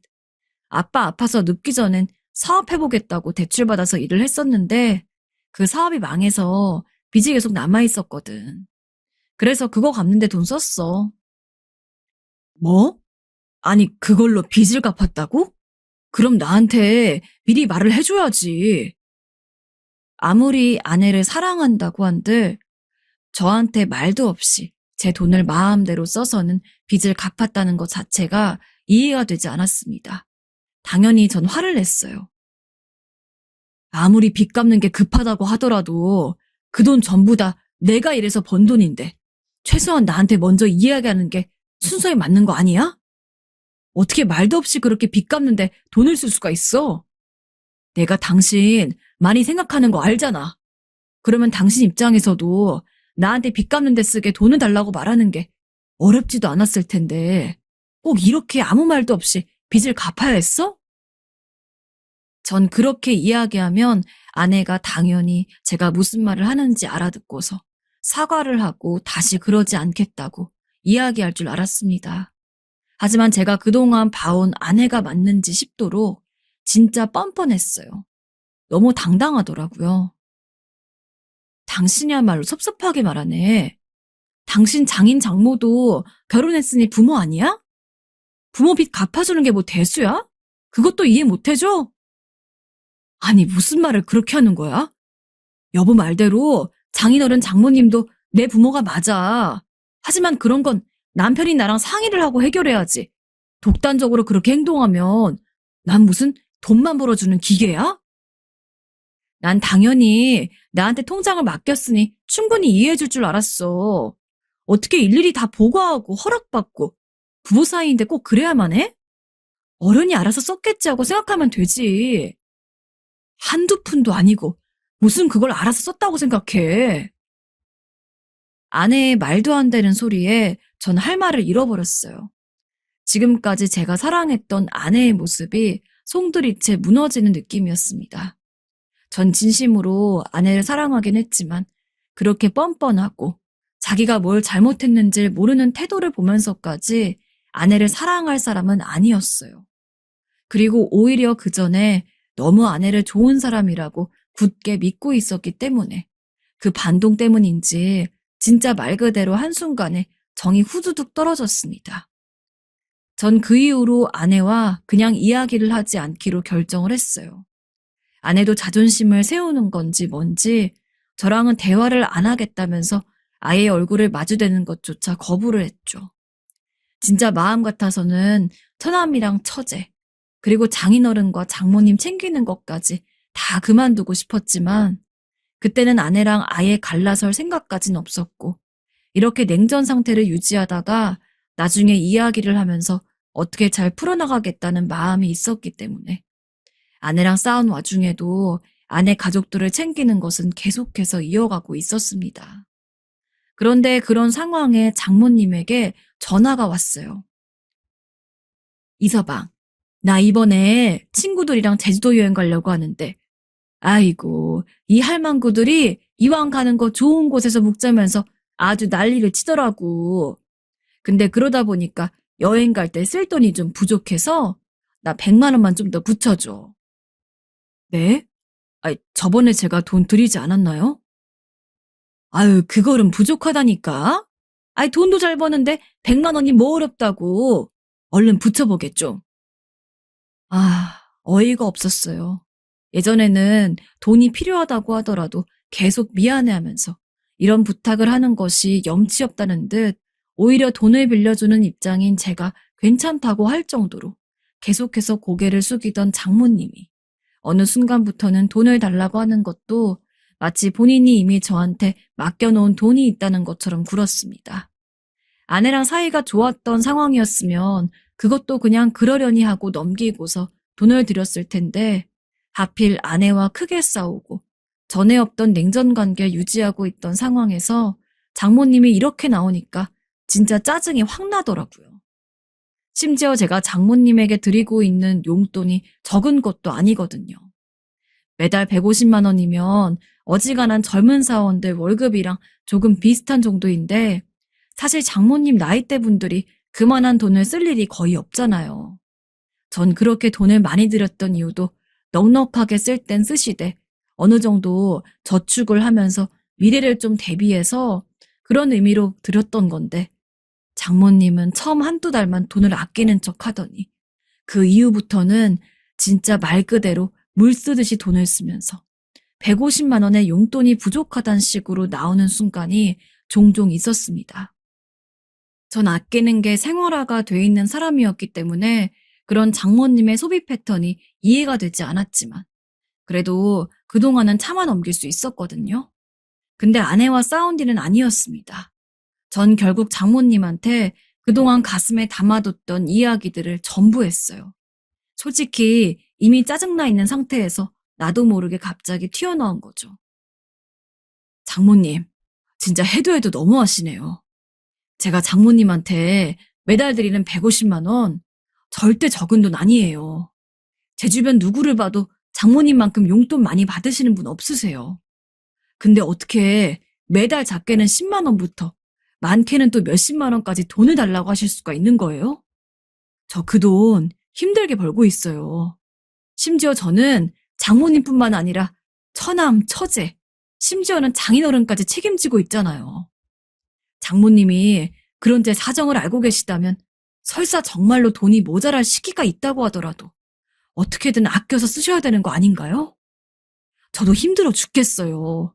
정말 모든 걸 내려놓고 싶다고요. 제가 좀 심하게 말을 했다는 자각이 없진 않았지만 그때는 정말 참을 수가 없었습니다. 안 그래도 아내한테 실망하고 그동안 내가 봐왔던 모습들이 다 거짓말인 것 같아서 미치겠는데 장모님까지 이렇게 나오시니 진짜 속이 터지겠더라고요. 심지어 당시 저에게는 쌓인 것들이 더 있었습니다. 바로 처남과 처제였습니다. 솔직히 경력 같은 걸 보면 처남과 처제도 아무리 나이가 많다지만 신입사원으로 들어오는 게 맞았는데 그래도 아내 가족이기 때문에 제가 일부러 체면도 세워주려고 실력보다 훨씬 더 좋은 직급을 주었습니다. 근데 처남과 처제는 사장인 저를 믿는지 근무 태만해 보이는 건 일수며 매일같이 담배를 피러 나간다면서 까먹는 시간만 1시간이 넘었고 퇴근도 아주 자기 멋대로 해가지고 원래 기본 퇴근 시간이 6시보다 훨씬 일찍 일어나선 먼저 나가는 일도 많았습니다. 가족이라 저런가? 아주 제멋대로야 진짜. 다른 직원들 입장에서 불만이 안 나올 수가 없는 상황이죠. 그 사람들은 처남과 처제보다 일도 더 열심히 하고 실제로 능력도 좋고 근무 시간도 철저히 잘 지키는데 그만한 대우를 받지 못하고 있는 거나 다름이 없었으니까요. 제가 처음에 직원들한테 처남과 처제의 근무 태도에 대한 이야기를 들었을 때 얼마나 쪽팔렸는지. 허나 야단을 치니 처제는 형부, 그 사람들 이상하네요. 저희 질투하는 거예요. 저희도 나름대로 할 만큼은 했다고요. 라며 나오더군요. 모든 최악의 상황들이 더 겹쳐 있었고 장모님이 그곳에 기름을 부은 거였습니다. 그러나 장모님은 오히려 적반하장으로 나왔죠. 정말 돈 없어서 서럽네. 앞으로 도움 안 받을라네. 내가 미안하네. 그리고 용돈 이제 다시 안 붙여도 되네. 참나, 진짜 쪼잔하긴. 장모님, 그 말씀이 아니잖아요. 그냥 조금만 신경 써달라고 말씀드리는 건데 그렇게 나오시면 제가 뭐가 돼요? 아, 됐네. 내 앞으로 더러워서 자네 돈 안 받을 테니까. 용돈이고 뭐고 입금 안 해도 되네. 정말 웃기고 있어. 다다다 화를 내고 전화를 끊어버렸는데 전 전화가 끊기고서도 한참을 어처구니가 없어서 가만히 앉아있어야 했습니다. 심지어 장모님은 저랑 전화를 끊고 바로 아내에게 연락을 해서는 미주알 고주알 얘기를 했나 보더라고요. 어떻게 말했는진 모르겠지만 뭐 안 봐도 뻔하죠. 이서방이 돈 있다고 유세를 부린다. 그까진 용돈이 아까워가지고 나한테 뭐라고 하더라. 아내가 집에 오더니 제가 있는 방문을 벌컥 열고는 그러더군요. 당신은 어떻게 우리 엄마한테 그럴 수가 있어? 저번 일 때문에 그러는 거야? 진짜 서러워서 못 살겠네. 당신 사업 잘 되는 게 다 자기 혼자 일이라 생각하는 거야? 내가 옆에서 내조를 어느 정도 해주니까 마음 편히 사업하면서 잘 된 거잖아. 엄마가 오랜만에 친구들하고 여행 간다고 신나서 하나뿐인 사위한테 용돈 좀 더 달라고 한 걸 꼭 그렇게 했어야 했어? 나한테 화가 났으면 나한테 말하면 되지. 엄마는 우리 엄마한테 화풀이를 하고 난리야? 라고 말했습니다. 전 진짜 그 모든 상황이 너무 피곤했어요. 정말 진절머리가 나서 대꾸 자체도 하기 싫더군요. 그리고 문득 아내와 결혼하기 전 저희 부모님이 우려 섞인 말씀을 했던 게 생각이 나더라고요. 전 그 순간 아내와 결혼을 한 것을 정말로 절실하게 후회를 했습니다. 전 아내가 정말로 좋은 사람이라고 생각을 했고, 부모님은 비록 제가 번 돈이 분명히 아내 친정으로 다 들어갈 거라고, 결혼을 하지 않는 쪽을 권한다고 이야기를 해주셨지만, 전 절대 그런 일이 없다고 생각했기 때문에 아내와 결혼을 강행했던 건데, 결국 결과적으로 부모님이 말한 대로 되어버린 거잖아요. 안 되겠다. 이혼을 해야겠다. 제 자식도 있는 상황에서 이혼을 결심하는 게 쉬웠던 것은 아닙니다. 하지만 이대로 가다가는 정말로 제 인생이 아내, 처제, 처남, 장인어른, 그리고 장모님에게 저당 잡혀서 아내 친정에게만 열심히 돈을 갖다 바치는 일명 호구 같은 인생을 살 거라는 두려움이 들었어요. 그래서 저는 장인어른 병원비도 아예 끊고 장모님 용돈도 끊어버렸으며 점 있고 오만방자하게 굴던 처제와 처남도 회사에서 완벽하게 잘라버렸습니다. 그리고 아내에게는 이혼 서류를 던졌죠. 아내와의 이혼을 고민하는데 정말 많은 고통이 찾아왔습니다. 하지만 딱 결정을 하고 나니 허물을 벗는 것처럼 속 시원해지더군요. 그리고 일도 하나 막힘없이 술술 잘 진행되었고요. 나 더 이상 당신 같은 사람이랑 결혼하고 못 지내. 난 당신이 염치를 아는 사람이고 힘들어도 지금 상황을 냉정하게 받아들이면서 꿋꿋하게 노력하는 사람이라고 생각했기 때문에 결혼을 결심했던 거야. 설마 이런 식으로 남의 돈에 기생해서 자기 사리사욕 채우려는 사람인 줄 알았으면 결혼 안 했어. 그러니까 빨리 이혼하자. 그런데 진짜 웃긴 게 제가 아내한테 이혼 이야기를 하자마자 그 소식을 아내에게 들었는지 처제와 처남 장모님이 집까지 찾아와서는 자기들이 잘못했다고, 본인들이 그동안 손에 끼친 돈은 어떻게든 갚겠다면서 부디 이혼만은 다시 생각해달라고 아주 무릎을 꿇고 빌더라고요. 하지만 저는 이미 완벽하게 결혼을 파괴하기로 마음을 먹은 상황이었기 때문에 이제 와서 후회해도 소용없다고 당장 돌아가라면서 다 내쫓았습니다. 근데 최근에 이런 제 결심을 흔들게 하는 하나의 사건이 생겼습니다. 이혼 서류를 보여준 다음에 아내는 집을 나가서 친정에서 살고 있었는데, 아내가 본인이 죽겠다면서 소동을 벌여가지고 제가 졸지에 연락을 받아 경찰서까지 다녀오게 된 겁니다. 그리고 그 자리에서 아내는 이렇게 말하더군요. 내가 친정 식구들이랑 다 인연 끊을게. 나도 내가 정말 왜 이렇게 행동했는지 모르겠어. 당신한테 정말 미안해. 앞으로 그럴 일 진짜 없을 거야.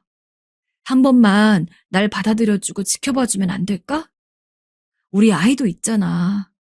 우리 애 엄마나 아빠 한쪽 없는 애로 만들고 싶어? 애를 봐서라도 한 번만 지켜봐줘. 나 정말로 잘할게. 좋은 아내, 좋은 엄마 될게.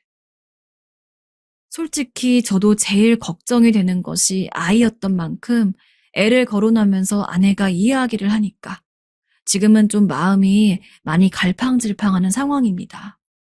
물론 아이가 없다면 아내의 말을 뱀의 혀로 치부를 하고 듣지도 않았을 거예요. 그런데 친정과 인연을 끊어서라도 가정을 지키고 싶어하는 아내 마음도 진심인 것 같고, 엄마 없는 자식으로 만들기도 싫고요. 정말 이래저래 어지럽습니다.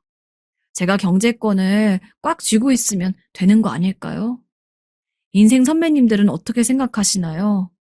이미 엎어진 물 담기 힘들겠죠? 제가 어떻게 하면 좋을까요?